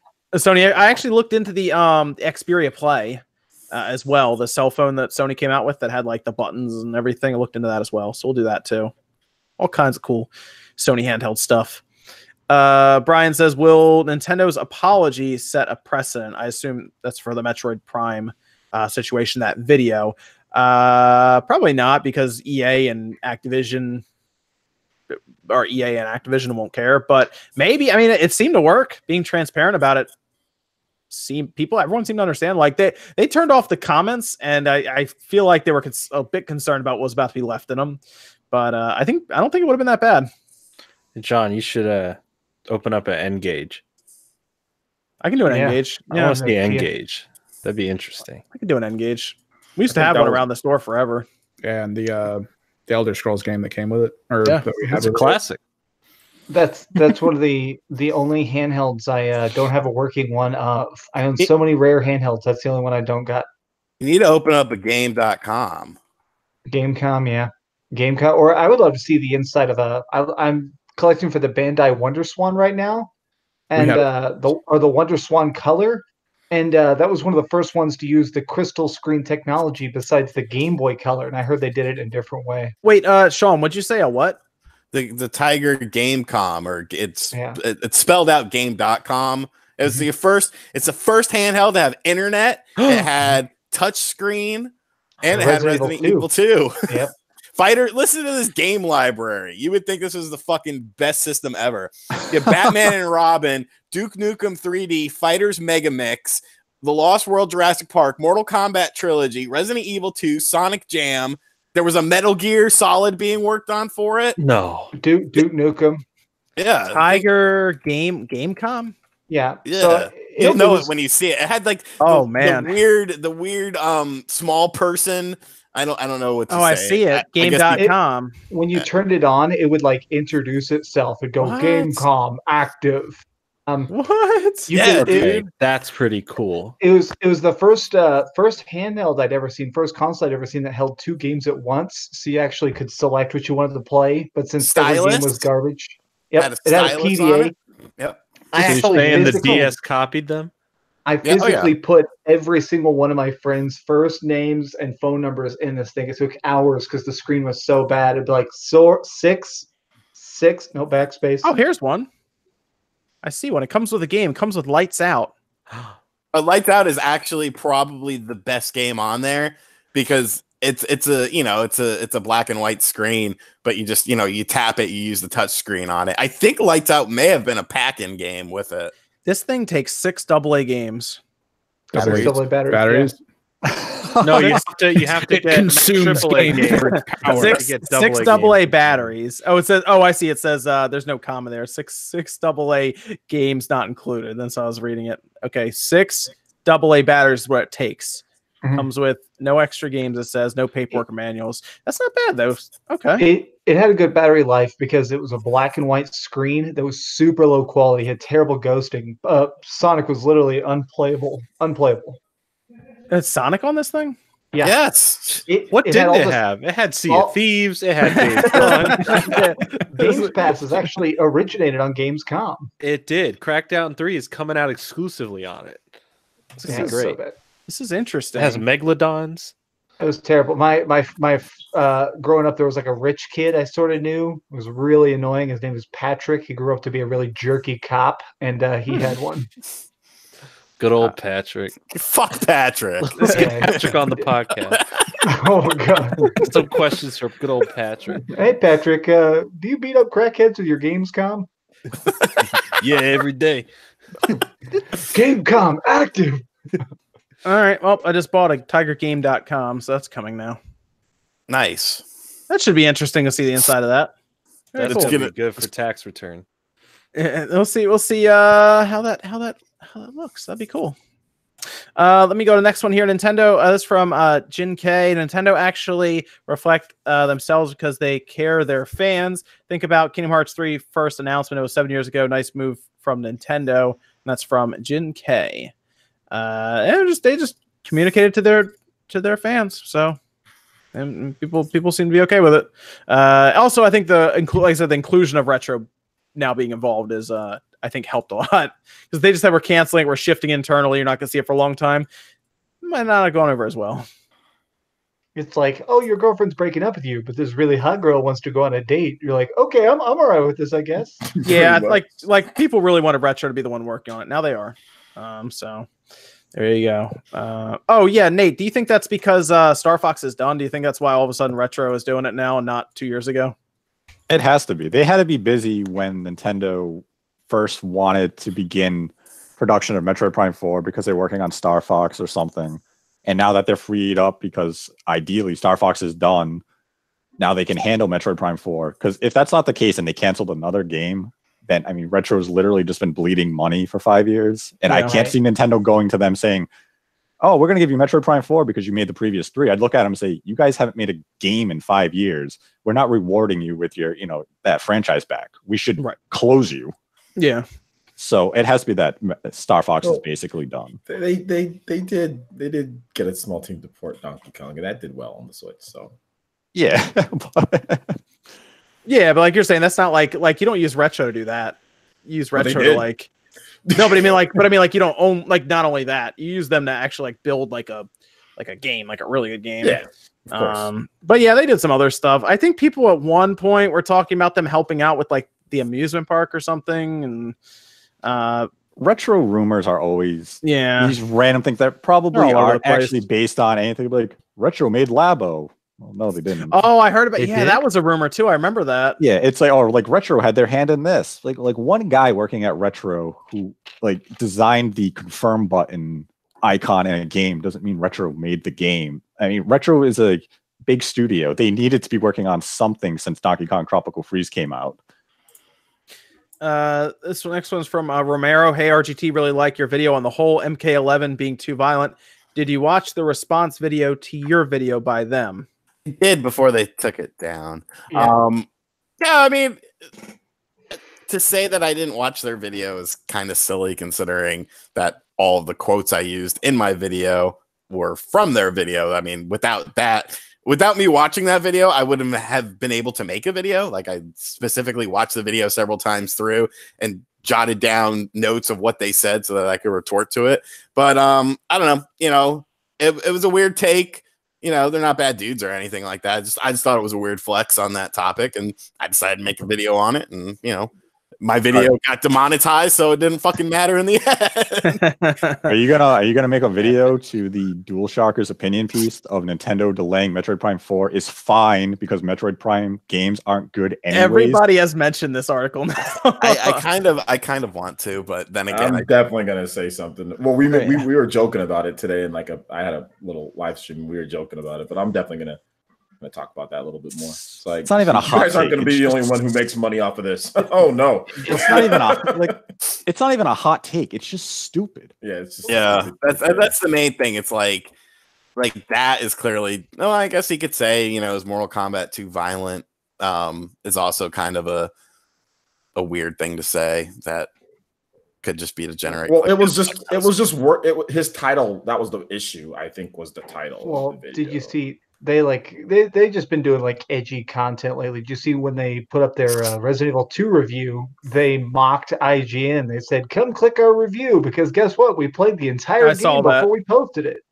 My favorite was that who's that Twitter? I thought I sent it to you guys. The Twitter handle that obviously doing satire in like the video game space, and they said we were about to finish our review, and then we realized we played the one from like 1997 or something. It was hard drive or whatever. That was pretty funny. Oh, that was good. Adam's World said remake Blue Stinger. Yeah, dude, Yeah, hell yeah. Blue Stinger is still a really fun game, but I hated that game, but I know it's good. I know people like it, but I hated it when I played it. I love it because it has Christmas music. That's dumb. I love that you beat zombies up with a stick, and all the zombies have like 8 arms. And I love the fact that like the walking animation is, or the walking downstairs animation is broken. They didn't program anybody with knees, so when they go downstairs, they walk like a duck. That's why the game is good. it's a little thing that count. Suppa Sandwich says chat is flaming Sean right now. Pokemon is huge. Yeah, I understand that. Like Pokemon is huge, but I mean, I sort of view E3 as something that it's not an event that, you know, families go to. It's more of that, you know, I'm a gamer, you know, Xbox Live audience to me. And so to have like a bunch of Pokemon shit on display, you know, is that really the most attractive thing for the goers of that event? In my opinion, I don't think so. Turns out the next generation Pokemon is just hyper violent. It's gonna be it's like blood and boobs. Is it any more than Smash Brothers though? I mean, because a lot of is it? Like, Smash Brothers has appealed to everyone who's ever loved video games. I mean, you have Mario, you have Sonic, you have Mega Man, you have Belmont. Yeah, but hasn't Pokemon? But doesn't Pokemon appeal to everyone? I mean, I'll look at Pokemon Go. I'd be at bars when it first came out, and I'd see like 50 people sitting in a bar playing Pokemon Go. There's still large groups of roving people around. Yeah, you got to be careful when you drive around out there. Yeah, I got a Tinder date that was playing it. I was like, whoa, okay, mate, might go on a second date. Look, hey, lady, yeah, trying to get you playing with some balls over here. You're gonna, we could play this on Games Pass together. we got Jose says, "Hey, late to the show. Here it's $2. Start again." Thank you, Jose. Hey, Cyber Knight, do you see a Pokemon or Fire Emblem Direct for February? I think Pokemon will have its own Direct ahead of E3, like usual, and then Fire Emblem will just be a part of whatever Direct they decide doing. If it is in February, then there you go, and it'll probably get dated then. Cool. That I believe is what's going to happen. Riku Key says possible announcement for Dark Souls 3 this year. I assume they mean for like Switch. No, they just they scrapped the old Dark Souls 3. They're remaking it. Retro came in and redid it. Yeah, they're redoing it. They're gonna put it on Game Pass. A Game Pass exclusive with Megalodons. Retro's on the case. Let's do it. More than that, I want. They're talking about doing a Demon Souls remastered. Man, I want that so bad. Oh, I heard about that. Finally. That'd be interesting. Mm-hmm. That game could use some. That game could use a bit of work. That'd be interesting to see that come back though. Beat that game in college. I'm never going back. I'll watch it. I can't do those. That's stuck on the PS3, right? It's still stuck on the PS3. Yeah. Dude, it's so hard. I'm not sure I could beat it again, to be honest. No, Demon Souls. You could beat that, Max. Yeah, okay, I with my little girl hands. Okay, let's do this. Well, I think it's hard for me to remember it, but I mean, like, you can definitely. Oh yeah, I'm more acclimated. Yeah. Oh yeah, you can beat that game easily because you beat all the Dark Souls, right? Yeah, man. Yeah, and Neo. Yeah, there you go. Neo was like $15 the other day on Amazon, by the way. Good game. Crazy. Good game. Evan, we got any more Discord questions we could do?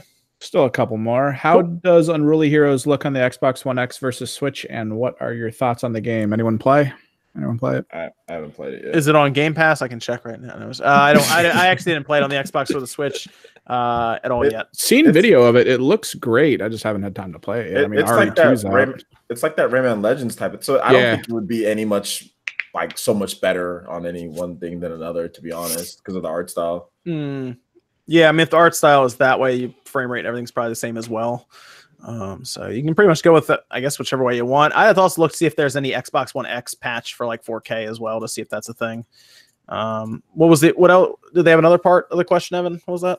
What have you guys heard on Borderlands coming to Switch? I would love to play Borderlands on the Switch. That's from Ziljane65. I mean, I'm going to be real with you. They're worrying about a lot of other stuff right now. Yeah. It's not like like it can be. They put it on a Vita. They could put it on a Switch. Oh yeah, no, they had a who But- call it did that. Iron Galaxy did that, right? Yeah, but like it's not right now. I mean, with the release of like the announcement of Borderlands 3 is even being delayed because of all this. So right now it's kind of like let's sweep this Randy Pitchford stuff under the rug friend right came now. over today and she was like, "I love Borderlands 2 so much. I wish they'd release a 3." And I was like, "They're a little busy." Yeah, Busy right now. Just a little Don't bit. worry, guys. I got the flash drive. Yeah, it's I'll all leave this- Borderlands 3 It's- on the internet. I Don't got worry, it. it's coming, baby. Got it right here. All the data. It's right here. Let's check it out. what was the other questions, Evan, on Discord? So we move on to some Mortal Kombat stuff. Could it be that Mortal Kombat 11 on Switch is a sign for a Nintendo Switch Deluxe, the upgrade version? No. What? We have to see Mortal Kombat 11 on the Switch first, I would say. Yeah. We still need to see it play. That's the one. I think we're probably watching them play it on PCs most likely. Yeah.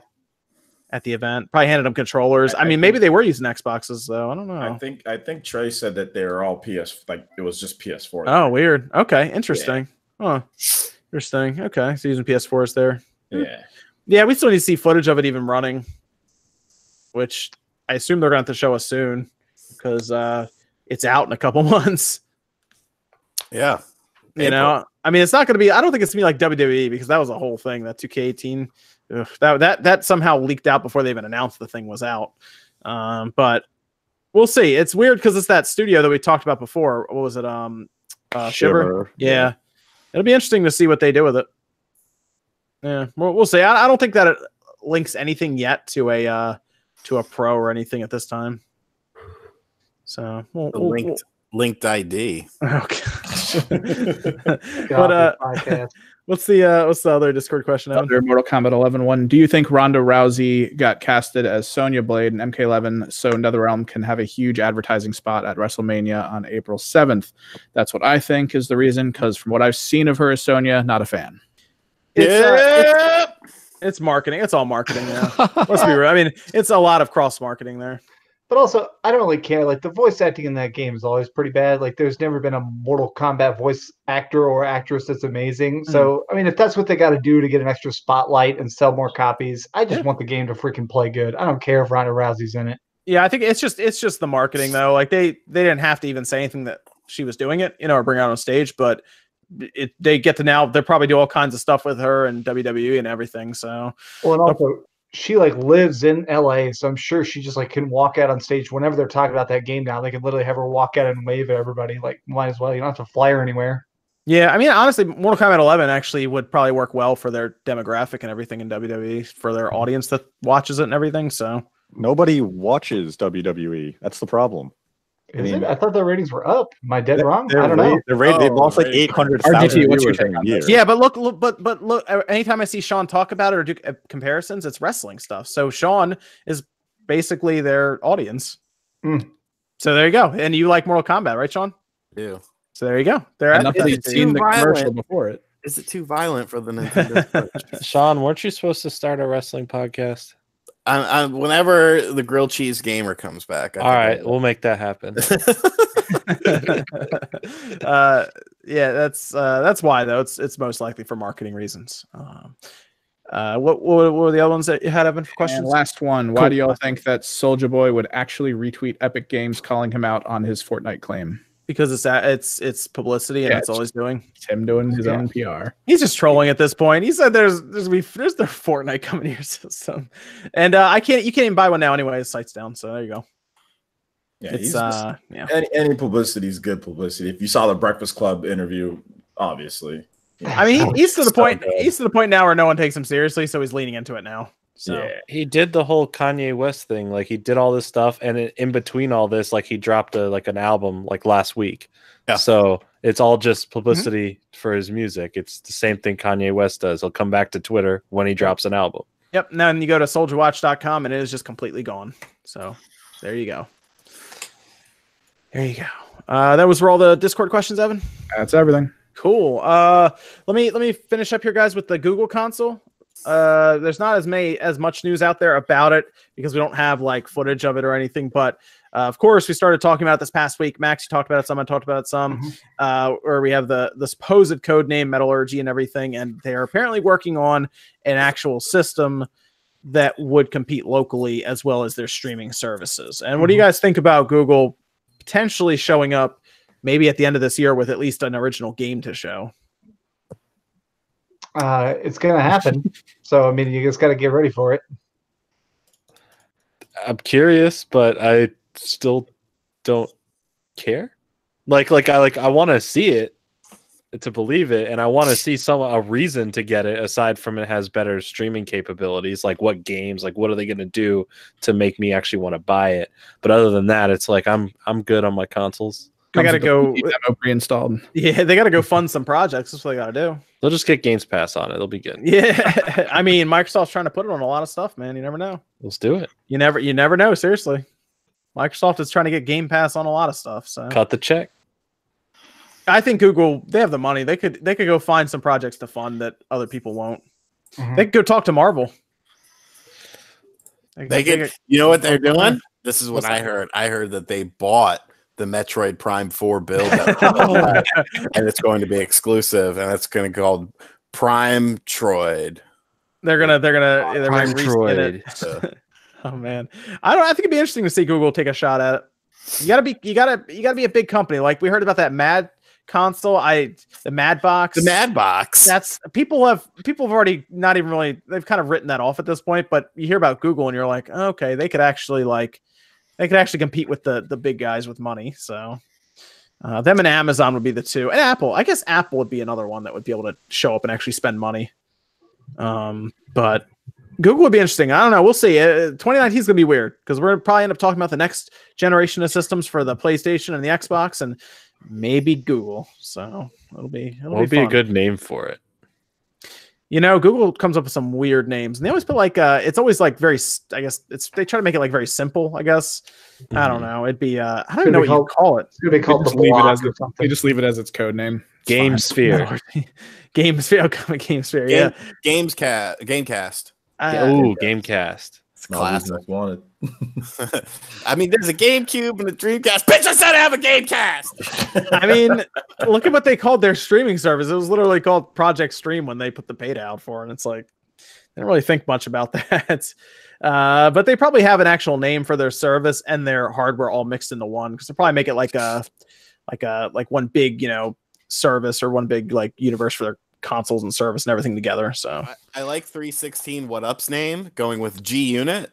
You get Curtis on board, free supply of vitamin water for a couple months. Actually, I think he sold. He doesn't own vitamin water. Yeah, I was gonna say he sold it. Yeah. Get the strap, get the strap shirt.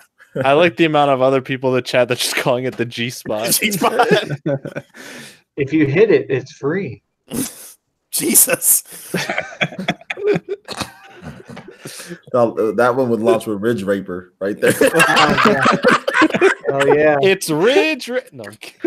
Hey guys, you want to barely consider? Oh man, jeez, God, we're all going to jail. Yeah, something's gonna happen. They're gonna listen back to this podcast, like Pitchford of the girl who's a magician because she could do things that no one should know about. She got the new Google console. Yeah, she hit her own G spot. No, the geyser. All right. So our the last thing here, we're going into the week for the investors briefing. Do you guys have any estimation or guess on how many systems they're going to report? Not necessarily addition to, but their total. I need to, pull up how many they have right this second. I'm gonna slip out here. I have like 10 people at my house. I dedicated 2 hours to the podcast. I do got to run. I feel bad that I'm neglecting everybody that's here. Oh, it's fine. We're about to finish up anyway. So that's Max, Dreamcast guy. Make sure you guys check him out. His link's in the description below. Thanks, Max. Bye, Max. Take it easy, Max. Bye. I love you all. Don't get Games Pass. It's a trick. No, it's the best deal in games right now. So to finish up, the Switch is at 22.86 million units. Then we would count October, November, December. What would they be at then at that point? 33. 33 is not bad. I'm gonna give him 33. I'm gonna say let's see, I'm gonna say 30. I'm gonna say 34. I'm gonna say 34. I'm gonna say 33.1. I'm gonna say 8.8, rounded up to a 9. Okay, nice. And then we assume that That's the other thing. Do you guys assume that Smash is instantly going to be at the top? It's going to be near the top. Look at it. Because Odyssey is at 12.17 right now. Do you think it would climb to there, or do you think it would be at like? Odyssey No. still sold. Odyssey still sold. In Yeah, 2000. that's true. That's true. So do you think? What do you think? I don't think Smash broke 10. Oh, maybe they did. I don't I know. think Smash might have broke 10. I would So, say. I'll yeah. say 8. I'm gonna say 8. I'm gonna be conservative on that. I Guess. mean, I'll put. Damn, it'll be the 4th highest game on the list because Odyssey is still selling. Yeah. Mario Kart is still selling. Zelda is still selling. Wait, we got to tell Sean, that's too low, man, because it sold 5 million in the US and it's already sold like almost 3 million in Japan. Well, see, there's 8. Fuck, But there's still Europe, my man. It immediately stopped. Doesn't count. We don't count the euro. Don't count Europe. I think they're gonna report it over. I think it's gonna be at least 10 million though. Yeah. It might even be 11 to be honest. I might go with 11 on this one to be 10 honest. million minimum for me. I'm I'm gonna go with 11 on this. I'm gonna I'll go say- with 10.1. Ooh, I'm saying 10.75. Son of a bitch. I'll say 11.5, and it'll be the 4th best-selling game on the investors page. Of all time? What? For Games Pass. For Games Yeah. Pass. For Game Yes. Pass. For Games Pass and Origin. It'll be in the most popular tab on Game Pass. Yeah. Yes. Yeah. So that's our podcast for tonight. Thanks everyone for joining. Let me go down the list here as we kind of do outros here. Sean, where can they find you? Find me on RGT85. I think I still am doing an Onimusha giveaway. I don't think that ends till it doesn't end till tomorrow. So let me drop a link in the chat for that giveaway here! Exclamation point. Enter that. I have no idea. Oh, actually, I got 5 of those Retro Fighters N64 controllers all in different colors. Ooh. So I'm working on a video for that. I'm gonna do a video on Fight of Gods just because it's a game that makes me laugh way too much. And some other stuff. I'm in the process of packing some stuff up. So like this whole portion is just boxes and totes and crap. I still don't know when I'm moving, but sometime in February I will be moving. So if you're still waiting for that Nintendo Direct, I'm sure it'll happen whenever I move. Yeah, whenever you move. Oh yeah, and Deathwish Cassidy, by the way, on a super chat said the Pokemon kids are now mid-40s. Sean. Well, they're old. I'm not. I was a Pokemon kid. I'm not mid little- 40s. What the hell? That's No, about they're 10, not. 15 years too high there, but The Pokemon kids, dude, I was 10 years old when Pokemon came out. Like, it was literally targeted right at me. And I'm not in my mid 40s or my early 30s. Yeah, if you guys want to find somebody to raid, we can do that as well. If you guys I want. figured out someone. Yeah. And then OJ, where can they find you, man? Yeah, just right here, YouTube, also on Twitter, Player Essence. I'm going to be doing some more Smash stuff. We got a tournament next week for Smash Brothers, coincide with Genesis and all that cool stuff. So that should be fun. We're also going to be giving away some more copies of Smash. I secured some more. So check out the channel for like Nintendo RPG content, Japanese gaming news, all that good stuff. We got it all there. So yeah, thank you. Thank you for having me on, of course. Cool. Yeah, and then Nate, Direct Feed Games. Find me on Twitter at Direct Feed Games. There is a link to my YouTube channel and my Twitter account where I do direct feed footage of upcoming games and comparison videos, and direct feed handheld footage of Switch games. I may start doing discussion videos because, as I can tell by the chat, everyone just loves my opinion on things when they tell me to go to hell. So I'll probably start doing that once the Direct comes. So You people should can, do that. Just use it Yeah. for fuel, man. that way they can go into the comments and say, "You suck, you're Eeyore," and all these other nice things they tell me every week. You should. You should do that. I keep telling people you got to do discussion videos there, man. Yeah, you should do the it. Metroid Attract Prime it. thing would have been a good idea, but I didn't feel like it. Oh, that would've been good. Attract the haters, man. And then who cares? I think Oh, it's a good I don't idea. mind. I don't mind bringing the haters to me. I don't care. I would do. Yeah, I would. That Like Metroid this guy. one's This guy good. just told me to suck it. Thanks, Steve Urkel. You should still do. You should still do a. You should still do one. You should still do a Metroid discussion video. All right, now I'm gonna. Yeah, you should. You should still. Nate, you should still do one. Yeah, maybe I will tomorrow. Look if at all I'm the people in bored. the chat who want you to do one. I don't think there's anybody. oh, there you go. It says, don't suck it, Nate. Yeah, don't suck. Well, that this guy person- just told me to suck it again. Suck it only if you want to, Nate. I'm sorry. Then- it's your decision at the end of the day. What That's about, true. what about Jordan? Jordan's working on things now. Yeah, you can find me the link in the chat, YouTube, Jordan Fringe. I'm working on some gaming documentaries on some pretty cool stuff. Some stuff I'm really excited. This isn't gonna just be like a YouTube documentary where I'd voice over stuff with a little bit of minimal editing. I'm trying to make like a real professional documentary with these. So they're gonna be long form and take a lot of time, and I hope you enjoy them when they come out. And available on Game Pass exclusively. And available on Game Pass exclusively. Also on that other, what was that other console that the police officer had? The GM. Oh, the Gamecom. The one where he beats the crackheads. Max said. Right. Yeah, that exclusively on there. All right, cool. And then Evan, of course, you're on Twitter. I know that. Yep, just Kimmerix Project on Twitter. I don't really have a schedule for like anything I do, so I just post up when I'm about to do something there. Yeah, just follow him there. You stream on Twitch and everything. So, yep, cool. Do we find somebody we can raid? I got them. There we go. Them. RE2 stream. Oh, okay, cool. RE2 stream. All right, that'll work. They literally have 5 people watching, so I think. Kind of okay. There you go, guys. Go say hi. Hit the like button and tell them that the SpawnCast sent you guys. And that's going to do it for tonight. And we'll see you guys next Saturday night, 9 p.m. Eastern time. We'll see you then.